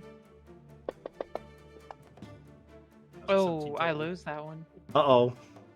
All right, Grom. What a shame. You literally are then suddenly roll a d10, Ross.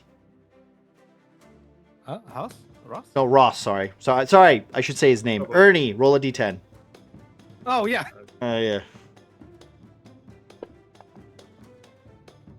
Okay. As you literally try to pull Grom's knee, you push him forward. Grom, you literally find your teeth digging into one of the tables as you face headbutt the table. You take 4 points of damage. Nice. Love that. Grom, your turn to return the favor. After eating into this delectable rich mahogany table, the finest mahogany. I think Grom is going to attempt to reach back and grapple Ernie. Okay. Another strength check? Reach back, grabbing him, and attempting to pull him into an arm bar. Actually, I just thought, that's never going to work. I'm so much fucking taller. Well, you just hold him up, I guess, and then squeeze your muscles. Yeah, we'll do that. So another contested? Yeah, another contested roll, strength versus strength. Oh, that's dirty 20. Love that. Oh. Oh. Hell yeah. That's Are you raging right now? Grom? Yeah. Yes, technically. Okay. Doesn't that mean you get advantage on strength checks? On strength saving throws? So I guess is that contested as well? That is contested. So you both get advantage. Oh yeah. We get advantage on strength checks and saving throws. Yeah. So you would both get to roll again, and ooh, it's close. Whoever wins this wins the fight. I'm just saying this right now. Oh. Oh, damn. Oh. Oh, wait, hold on. Is that the fucking 21? That's a 21. Oh. As you go to, pick up Ernie and squeeze him tight, you can't, for some reason, your arm goes numb and your vision goes suddenly as you notice that Ernie has actually just turned around and, crab locked onto you. Ernie, how do you knock out Grom? I'm basically going to somehow just grab as Grom reaches around to try and grab me, I'm gonna like lock his arms with mine and then just wrap my legs around his neck and like pull him back and just choke him out basically. Cross face him, yeah. Before falling unconscious, Grom's gonna tap. All right, okay. So as you do, like everyone goes, oh, there's a gasp. Pause. I'll give you one more performance check. Let it be the best one, please. Ooh, that's okay. That's mid. That's mid. That's not bad. All right. What do you want to? What's the performance as you see this? Literally the end of the fight. This is literally Ernie underdogging it like a true boss. Was this planned? Was it fake? Was it like no one can tell? The performance is so like at the center of the party right now. Like a true underdog from start to finish. Ernie has triumphed. You just hear everybody start clapping, even the people on the losing side clapping. Go, Ernie! As everyone hears this, Continue just back into her song. Sorry. Oh yeah. Oh, wait. Are you good? Oh, you're gonna just literally just pop. As soon as Ernie like knocks out Grom, Octavia starts right back into her song louder than before. Oh right, like you're doing a second verse. You know what? I will let you do this too. Do a performance check added to whatever Pengu rolled. Okay. Oh.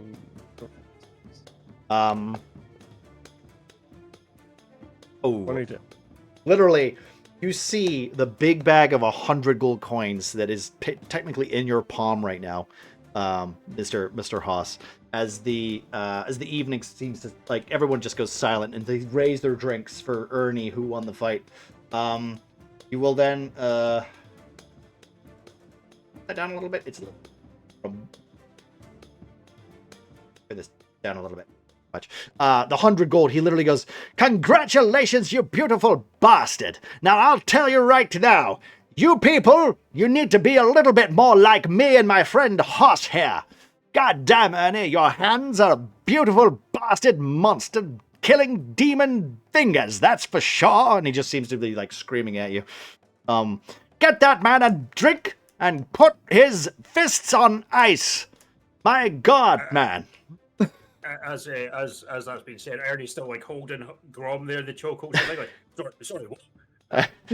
Sorry, and he just lets go of Grom and get off me, you fucking! The fight's done. Damn. I basically stand on Grom's back and just like arms there, like and like flexing away and just like never mess with the underdog, they say. As he's gloating, Grom's gonna fucking grab him and chuck him off. Just throw him into the table. Oh shit. Yeah, it's great. As Ernie goes flying into the furniture, knocking shit over, like literally you just see Gilderoy going, "That is fantastic, my friend. I will say, beautiful performance, everyone. 100 gold. Fantastic." And he literally just reaches over, grabs the bag and goes, Mr. Garth, please make sure that everyone on this side of the table receives their 100 gold. And as he literally then goes over and he just goes, "Yes, sire, of course." And as that comes to a close, the eventful first fight of the campaign, we're going to end it there for now. We're still in the middle of a party, but we've reached the 3-hour mark. And I don't want to go any further than that, because like I said before, we're going to try and take this a little slower. I think it's a little bit better this way. We can enjoy ourselves, let the antics happen, and see what happens from there. Thank you very much, everybody, for joining us this evening. Thank you. We will be back 2 weeks from now with part 2 to our little episode, and we'll see how the party goes. I think... we'll be... if anybody wants to say anything or whatever, you can while I look for... Otherwise, we might... I got 100 gold. Well, technically, everybody on the left got 100 gold pieces. The important part is that I got 100. Okay. Remember to make a note. Sorry. Is this real gold Period. though, or is it going to disappear as soon as we leave? Like, Yeah. No, that's the children's casino gold. It's just Chuck E. Cheese tokens. Well, that might come later. You still have the rest of the party to go to. Sorry, Kitsune, what were you saying? Guys, we have to save the bread rolls. They're gonna be so mad at us if we don't bring them back. Godwin's like just staring at the bin. This whole time he's not even been watching the fight. Godwin is sad because of the bread. Morgan is disappointed because of the sunroof tainted glass. I have written down the teams. This is the worst party ever. The player shared chat. Okay, thank you very much. Remember, there is the notes as well in Fantasy Grounds, so if you want to make that note too, so that it's there. Yet again, solid 10 D&D. Thank you for the follow. Mike, thank you for the raid, buddy. Appreciate it as always. I think it's players. It's players. Pretty sure it's we have a Discord if you want to join that or whatever. It's for this. We also have all that stuff. Go follow these lovely people. I think. Yeah, I mean, it's okay.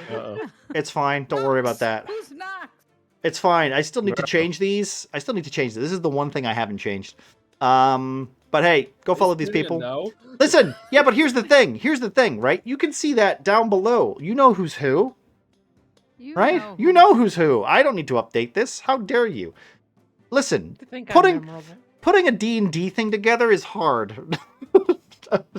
That is true. Tell me about it. I know, right? Thanks for hosting us, Manic. All right, no worries. Welcome back to the D&D. Yeah, welcome back to D&D. I'm excited. I can't wait for this campaign. We're gonna see what these idiots get up to. Already, they've turned it into a smut fest. What? I didn't do anything. I unleash my godlike powers. Oh, wrong. Yeah, wrong character. Yeah. So I will unleash my godlike knowledge. thank you very much, everybody. We will see you 2 weeks from now for more Cornerstone. Look forward to that. Have a good one, folks, and good night. Cheerio. Thanks, bro. Good night.